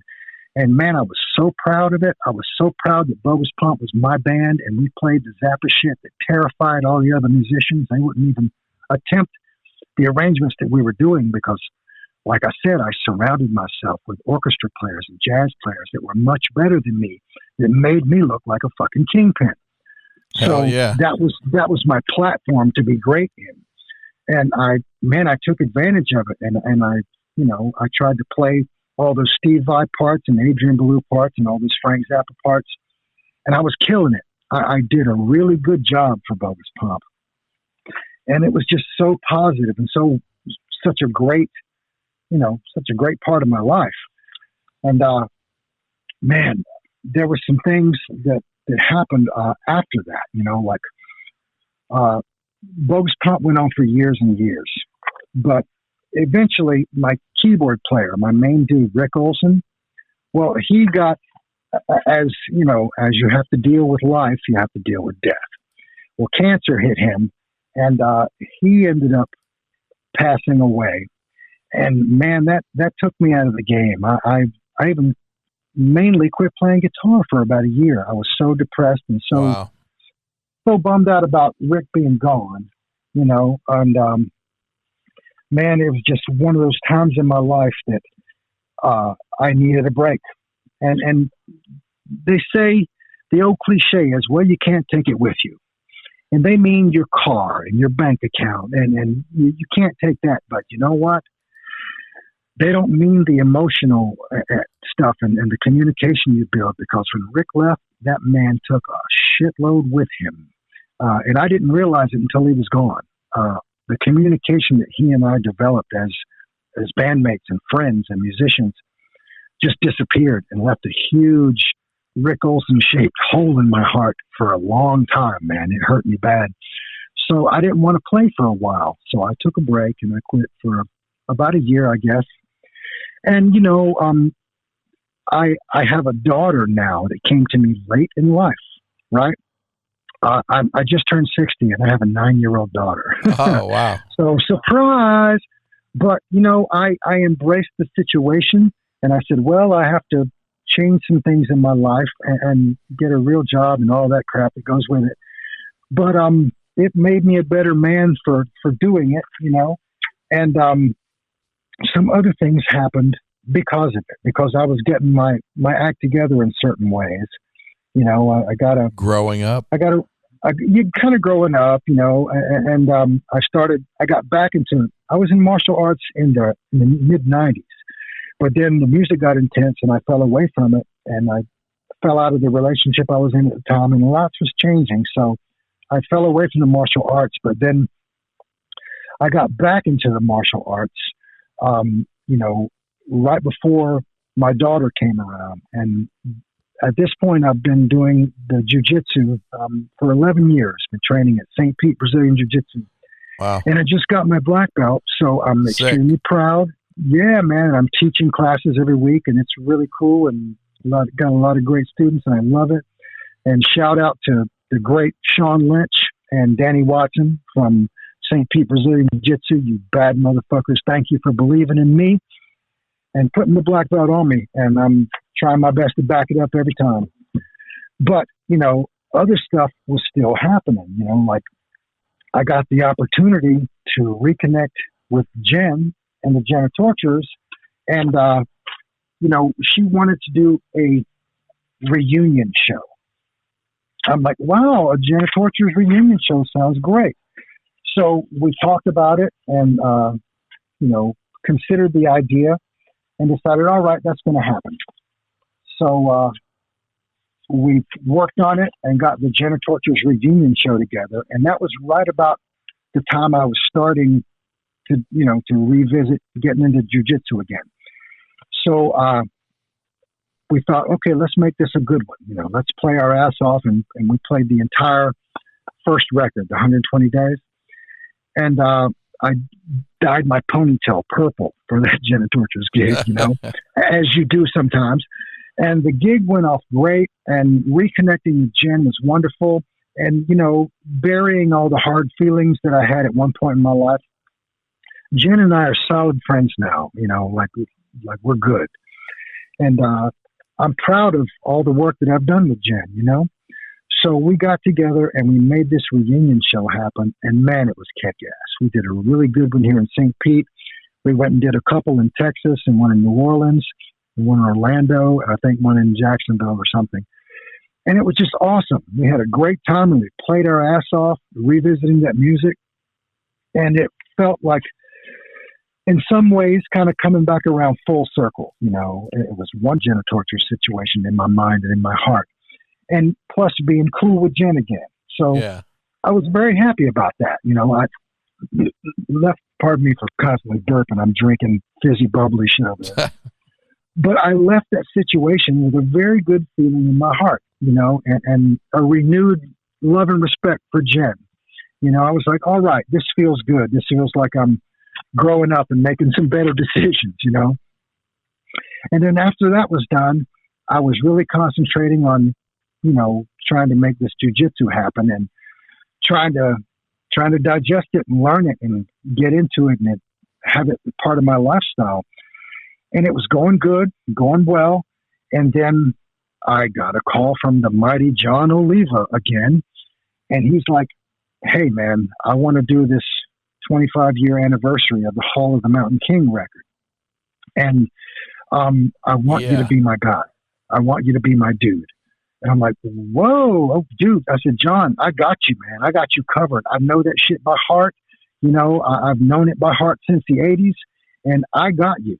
I will deliver that music with a fucking iron fist, no doubt, because I've known it ever since the 80s, and I felt really validated, that John would ask me. I'm like, dude, thank you for asking me, and I promise you, I will bring that music like a fucking beast every night. I will deliver a level of excellence.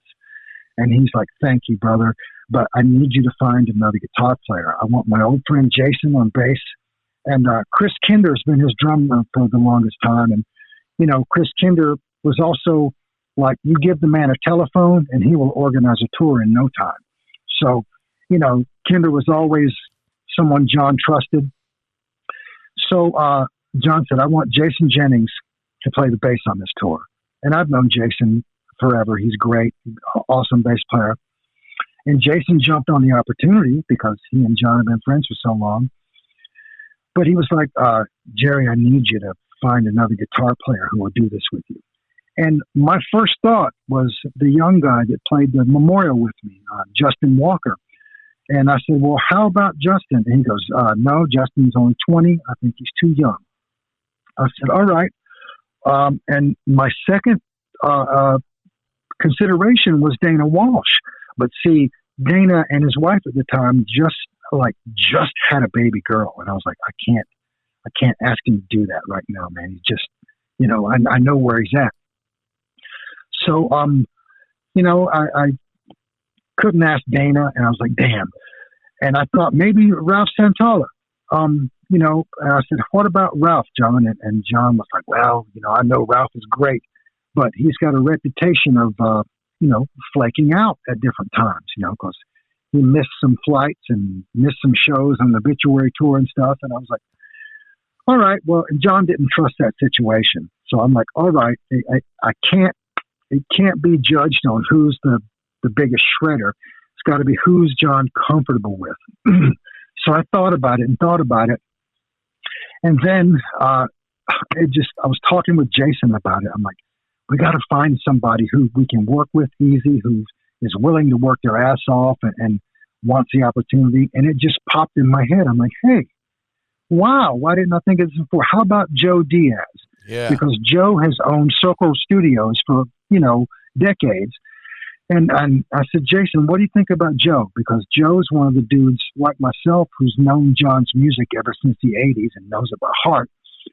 And we thought about it for a second, and Jason was like, well, I think Joe would be grateful enough for the opportunity to really work his ass off. And I said, I think you're right. So I called up Joe and I said, hey, can I come talk to you? Went over there and said, well, bro, I'm,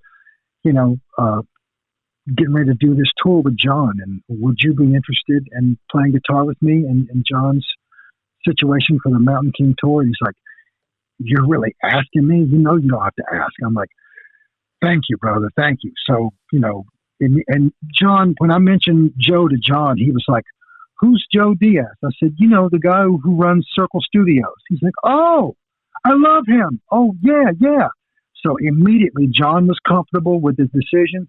So I went right to Joe and said, hey, would you like to do it? And Joe was just over the moon, overjoyed about it. He was like, oh, fuck yeah, I want to do it. So immediately me and Jason and Joe started rehearsing in like crazy person schedule, like rehearse for 2 hours after work. Then Joe could come by between 11 and midnight and we'd rehearse for an hour on the guitar parts. And then Jason would come by the next day between 4 and 6. We had all these broken rehearsals, but I wrangled these dudes and we crammed this material like driven professionals would have to do. And they were so excited about this opportunity to bring the Hall of the Mountain King album on the European tour, that they put in the same level of enthusiasm and effort as I was. And I felt wonderful for them to meet my enthusiasm with the same level. And man, we just turned into the string section, man. We were just driven to play the shit out of this record, you know. And there was a couple little things with it, you know, like a couple of the tunes we had to tune down to a lower key so John could sing them, you know, easier, because it was from the 80s and we were doing it in 2012 we did this tour. So, you know, there were little things like that we had to redo, but it was no big deal. And we got it all together, and we got a really killer set together.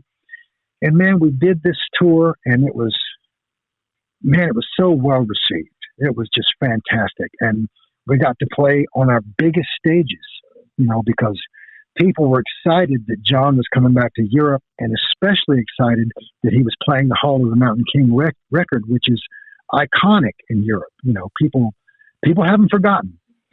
So we were in high positions on these big shows, like on the Grass Pop. You know, we parked our bus between, you know, Guns N' Roses and Motorhead. You know what I mean? It was like real rock star shit. It was incredible. So that was wonderful. And we got to play these big shows, and John trusted me to bring all his brothers' solos and all his brothers' wonderful guitar parts and play them convincingly. And man, I worked my ass off on that stuff, man. Like, I put such intense work into the preparation of that tour, and I was confident to say I crushed every show with 1,000% level of confidence. And we delivered musical excellence, I'm happy to say. We played the fuck out of that material, and several times throughout the tour, you know, I could look over on stage and John would wink at me. And it was just so effort affirming and validating and letting me know that I was bringing this fucking Florida metal with a goddamn steel gauntlet on my fist, you know, like it needed to be done.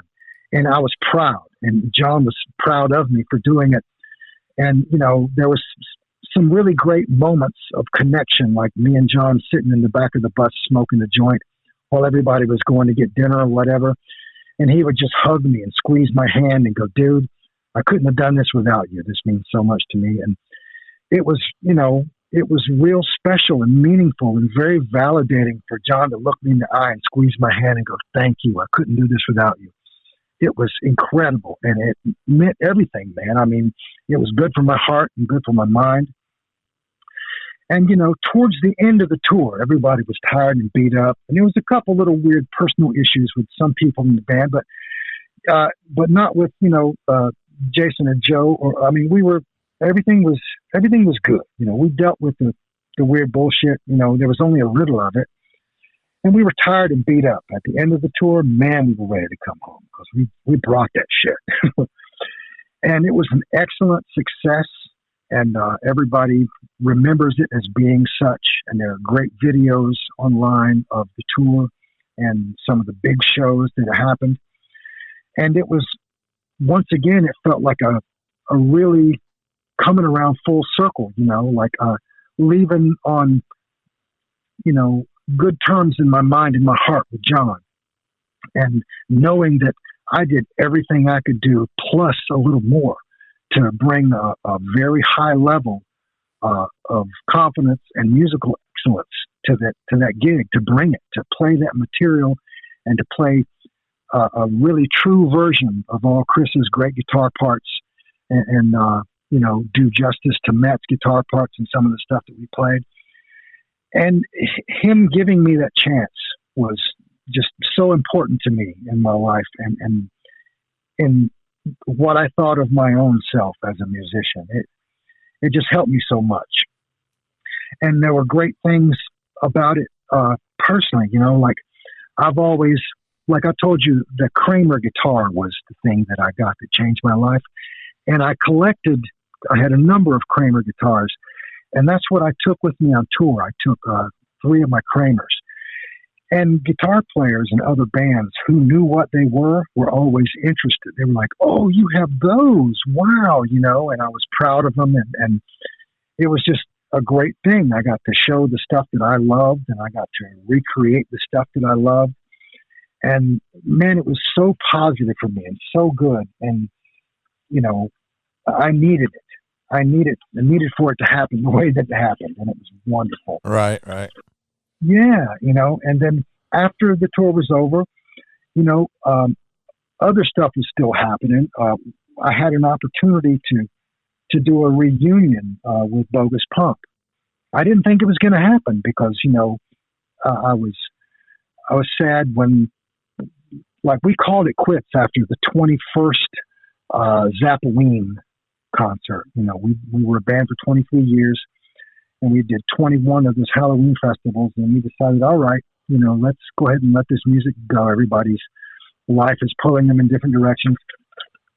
And for a few years, it was gone, and the opportunity to do a Bogus Pomp reunion came up, and I thought, well, that would be cool, and everybody thought, yeah, that'll be fun. But diving back into it after years of not doing it was a reality check in a big way, and it beat us up because playing Frank Zappa's music is not a thing most musicians ever get to experience, and especially playing the serious works.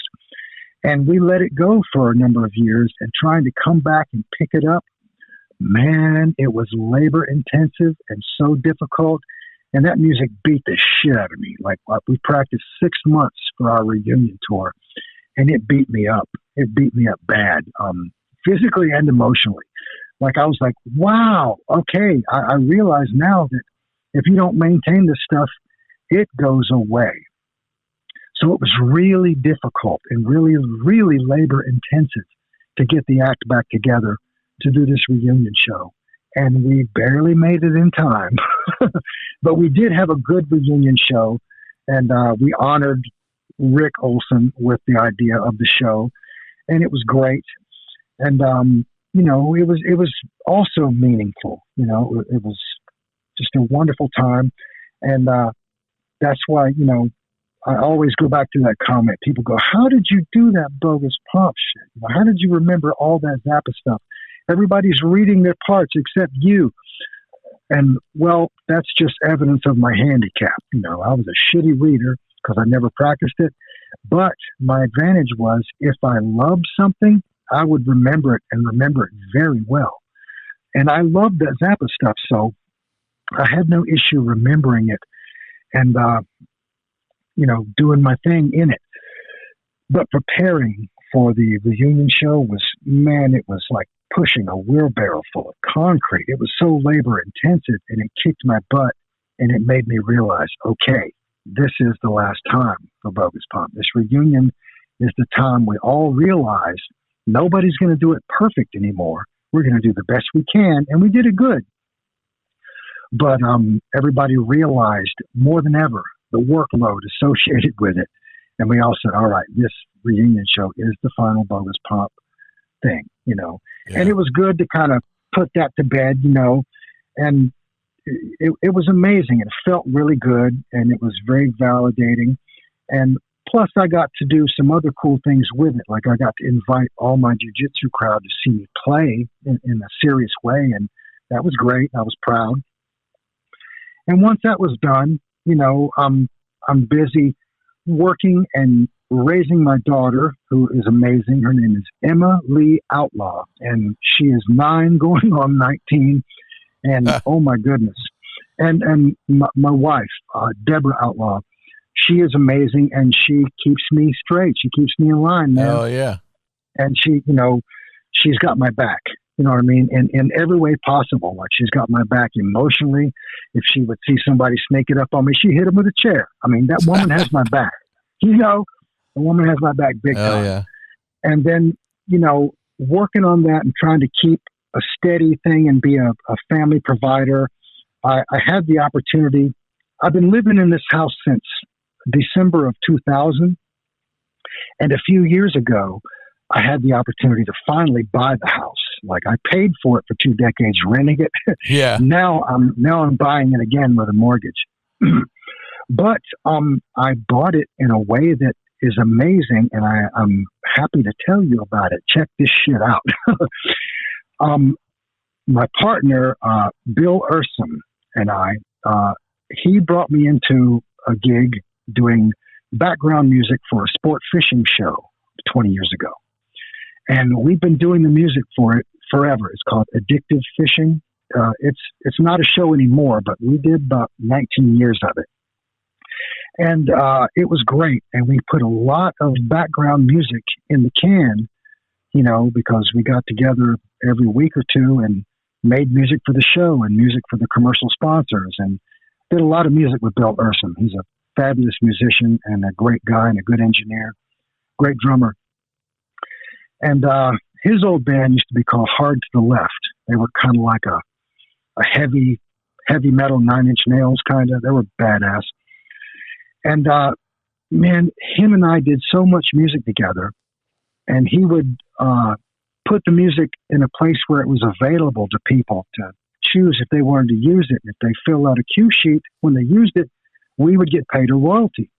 And we were associated with, there's two big musicians unions, ASCAP and BMI. We are associated with ASCAP. And man, me and Bill, being old school and hard-headed, we both went for the idea of, okay, if we're getting a royalty, you send me a paper check. I don't want direct deposit. Send me a paper check. Thank goodness we did, because after many years of getting, $400 or $500 royalty here, maybe $1,000 royalty here occasionally. The biggest check I'd ever got from the royalty was like maybe $1,800 for a bunch of commercials in a row or something. And it was going fine like that. All of a sudden, I get home one night from something, and Deborah and Emma are sleeping. Emma's very small, little baby. And I come in my band room, and I turn on my computer, and I smirk to myself, and I go, let me check my ASCAP and see if there's a big fucking wad of money waiting on me, knowing that there isn't, but I just wanted to check and see. So I checked, and I'm like, and I see this thing on there. I'm like, what? Something's wrong. So I shut my computer down, turn it back on, sign into ASCAP again. The number is still there. And I'm like, what? This has got to be a mistake. This has got to be a mistake. And in the end, I found out it was. But at the time, I thought, what is this? The number I was looking at was insane. It was just a little bit under $25,000. It was 24.8 something. I'm like, what is going on? I sat here and I looked at the screen and was confused and didn't know what to do. So I go in there and I wake up Deborah, and I'm like, come look at this. Something's going on. And she comes in the music room, sits down at the computer, and I said, what is this? What am I looking at? She looks at it and is silent. Then she looks at me with tears in her eyes, and she goes, that's our money, baby. I'm like, what? What? And this was on a Friday night. The very next day, Saturday, I go to my mailbox, and there's an ASCAP letter in there. And I'm like, okay, moment of truth. My hands were sweaty. My heart was racing. I bring the envelope in the house. I open it.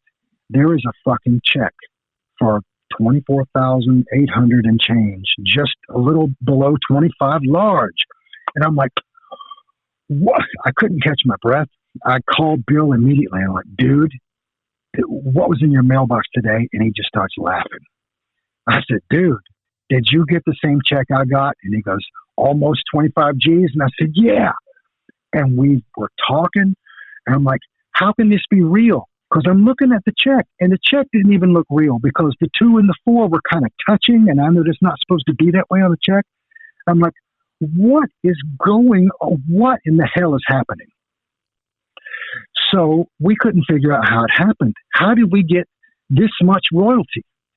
So we started digging through the music catalog and digging through our ASCAP accounts and seeing, where did this come from? And we found out, okay, all it says is religious podcast. There was no names, no identification. All it says is somebody filled out a cue sheet for this little 2-minute, 30-second song. It was just acoustic guitar, bass, and drums. No, it was just background music for dudes fishing. But we thought, well, somebody's using it for a podcast. And we named it Survivor for whatever reason. But, you know, it didn't have any lyrics. And we thought, well, we got to find out who's using it and solicit some more of our stuff to them. But we couldn't find out who was using it. And we were just like, wow. So I put the check in the bank, and a couple of days later it cleared. And I took that money out, and I had the cash in my hand, and I'm like, okay, buddy, this is my money now. If I'd have had direct deposit, it would have been different. But they sent me a paper check, and I cashed it. And Bill did the same thing. So we're like, wow, I don't know how to explain this, but thank you, Zeus. It's a cookie from the universe. And like maybe 5-6 weeks later, we get another check for like $13,000. We were like, whoa, we couldn't believe it. Now, both of us had been given $30-some thousand. It was like $13,000 or something like that. I got the check stub somewhere, but I couldn't believe it. We had a wad of money each from ASCAP, and we were just wondering, how is this happening? Who used the song, and where did it get used? And then a month later, we both get an email from ASCAP saying, oh, we paid you the royalty for someone else's song called Survivor. You guys had the song called Survivor, and someone else did too. And this payment was for them. But if I had gotten direct deposit, they could have taken it back. And they sent me a check, and I cashed it, so they couldn't demand it back. All they could do is say, all right, the rest of the royalties that you get from ASCAP are allocated to pay this back. So, man, we made out like fucking bandits, and I put a down payment on this house and bought it because ASCAP screwed up and sent me and Bill a check that was for someone else. Nice. Isn't that insane? Isn't that absolutely crazy? Yeah. Yeah. So I'll never get another royalty from ASCAP, but I don't care. I got my house. You know, I bought my home, and that's been incredible. And trying to maintain it and pay the mortgage has been a very consistent ass kicker for me. But I'm somehow managing it. Yeah. And you know, it's crazy. And you still play today, though. I mean, oh man, yeah. My little band right now. I have 2 projects. I have Jerry Outlaw and Friends, but still some of the Bogus Pomp guys. And I have the Jerry Outlaw group, which is like classic rock, you know. I get to do my Jimi Hendrix imitation and all that. And it's fun. And we do not many gigs, maybe once every other month, something like that. You got something coming up in the 21st. In December, yeah. Yep, December 21st. It's the Jerry Outlaw group. We're playing at the Cage Brewery in downtown St. Pete. And it's classic rock, but it's good classic rock that you would know if you had the albums that it was on. Yeah, I've been meaning we're not playing radio stuff. I've been meaning to come out to a show and see you. Also, I wanted to go see Darren do a show, but I don't think he does many shows. No, actually, right now he's not doing anything. I think he's managing a restaurant or something. But you know, I've still got that going on, and I'm full time in the jiu-jitsu and just being a good boy, trying to hold down the mortgage and support my family. But this whole thing that came around is another full circle type of thing from my mind. I got to record my tune with Alex Webster from Cannibal Corpse playing bass on it. Yeah. And Eric Rutan, the great Eric Rutan, mixed it for me. Sick. So that is a thing I'm really proud of. And, you know, that is, I don't know, maybe 8 years ago at this point that happened. But it's still valid to me because I love it, and everybody I give a copy of is like, wow, it's great. And, you know, because of social media, you know, Facebook in particular, I'm in touch with a lot of my old crowd and a lot of musicians. And at one point, the great bassist, formerly of Fester, and they played with Nasty Savage for a while, Scott Carino. Yeah. I was chatting with him online, and he was like, yeah, we're going to do a Savage album sometime soon. And I'm like, just off the cuff, I commented to him. I said, hey, man, if you ever need any help with that, I'll be happy to come lay down a solo on that stuff, you know? And he took it serious. You know, he kept it in his mind, and he told the other dudes. But then he ended up leaving the band for some reason. And the bass player that they got in his place, Kyle Sokol, yes, is an incredible, hardworking musician in his own right. I was already friends with him. So, you know, I spoke with him, and he's like, yeah, man, if you'd like to do a couple solos on the record, that would be sweet. And he reminded Ronnie and the other two guitar players, Pete and Dave, he reminded them about it. And, you know, I got to say, man, those two guitar players, Dave Orman and Pete Sykes, those dudes are so generous and so sincere. And to be as, you know, as hardcore metal dudes as they are, they're both total sweethearts, because I don't know if I would have invited, you know, somebody in to get a piece of my pie like that, you know, and they just opened their heart and their situation to me and said, yeah, we'd love to have Jerry come play a solo on a song or two. And they ended up giving me 3 songs on the new record to play solos on. And I was like, oh my God, really? At first it was 1. And then a week later they said, Pete called me. He's like, hey man, how about another one? We could throw you another one. I'm like, oh, please. And then a week or 2 after that, Dave Orman said, hey, would you like to do a solo on another one too? We got an instrumental. I'm like, oh my God, 3 solos on the new Nasty Savage record. And in my mind and in my heart again, this was like old school metal full circle, because Nasty Savage was part of the first wave that inspired me, you know, and Messiaxx and Blackout were part of the first wave as well, but not on a national level like Nasty Savage or Sabotage. Right. So I felt like, oh man, I'm honored for this, you know. And those dudes were so generous and so badass, inviting me to come be a part of it. And I prepared, they sent me the tracks, and I prepared, you know, for it, and went over there to the studio on the day that they had scheduled that they were doing their guitar tracks. And I already know Jim Morris pretty well from doing a couple records with him and a couple of sessions. Yeah. And walked in the door, and immediately Jim was like, hey, brother, and just gave me a big hug. And it was like, dude, it was like coming home. I mean, you know, the Nasty Savage guys were so generous, inviting me in and saying, oh, yeah, you're Jerry Outlaw, man. We'd love to have you on the thing. And it was validation all over again. It was a shot in the arm that I really needed, man. I really needed it. And it was just the most amazing thing to me. I couldn't believe it. They invited me in so graciously and treated me like a king, you know, let me come in there and do what I wanted. They said, here's your places, you know, give us something good. And I was nervous. You know, I went in there, and it had been a minute, you know, since I played metal with anybody. But I was excited and hyped up and thought, man, this opportunity to be on a Nasty Savage record is 100% full circle for my metal career. You know, it's like I'm proud and honored to do it. And went over there, and Ronnie hadn't got there yet, but Dave and Pete and Kyle were there, and the drummer, Jim Coker. And I had worked with him a little bit before, you know, when I recorded another legend. Another total metal machine that man is.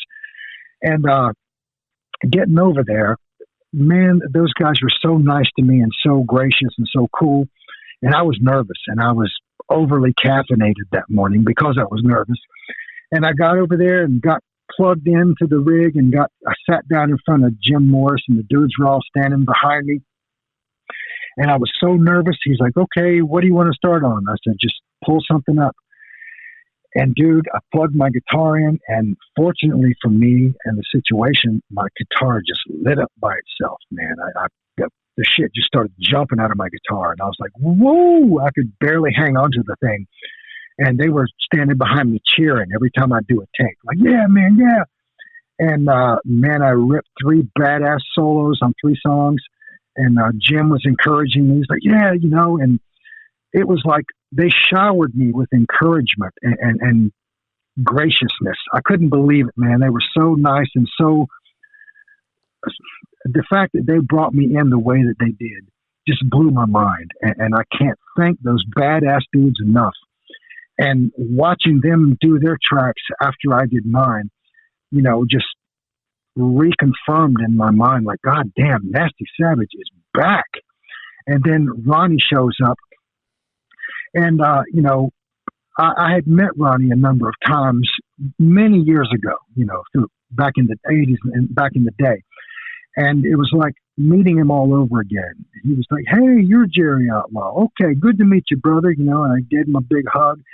And we talked for a while, and I just tried to give him the best idea I could possibly muster verbally about how sincere I was about it and how much it meant to me. And he was like, dude, I'm glad to hear everything you're saying about it. I'm glad it means a lot to you because my guys were happy to have you. And, you know, he was getting ready to do his vocals and stuff. And man, it was just so great to reconnect with the old school metal in that way. And, man, I was so blown away that they had me and let me do my thing on there, you know, and they didn't tell me, oh, we want it this way or this way. They were just like, do your thing, be Jerry Outlaw. And I think it came out pretty damn good. And they're happy with Hell it. Yeah. Ronnie's proud of it. And I'm proud of it. And that record is awesome, too. It's kick-ass, man. Fuck I tell you what. You know, I already knew that Jim Coker was the man for the job, you know, but and Pete Sykes, too, because he'd been in there for a minute. But Pete brought in Dave, you know, to play guitar. And when Kyle got with him, I'm like, well, I know what a hard-working, dedicated dude Kyle is. Dude, Ronnie is surrounded right now with the right motherfuckers to do this job and to make a serious comeback for Nasty Savage. Yeah. You know, and this album is great. And I just couldn't be more proud to be part of it. You know, it's a wonderful thing. And I look at it like just as important as the stuff I did with Oliva, you know. I mean, I'm on a fucking Nasty Savage record. And to me, in my heart, hell yeah, that's wonderful. That's a check off my bucket list. That's like getting my black belt. It's like, hell yeah, you know.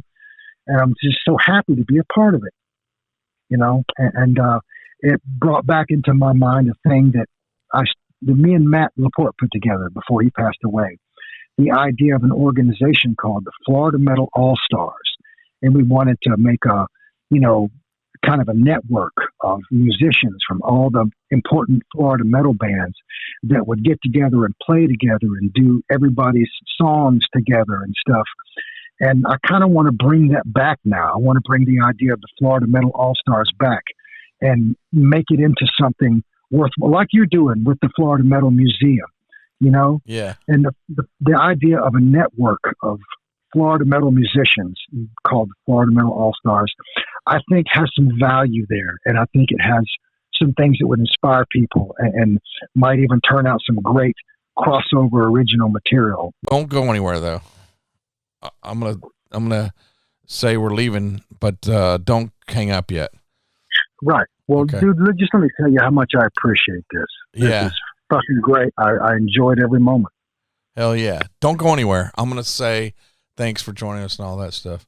Absolutely. So hell yeah, Jerry. I guess everybody can come. Anybody in the Bay Area can go and check you out on the 21st of December at Cage Brewing in St. Pete.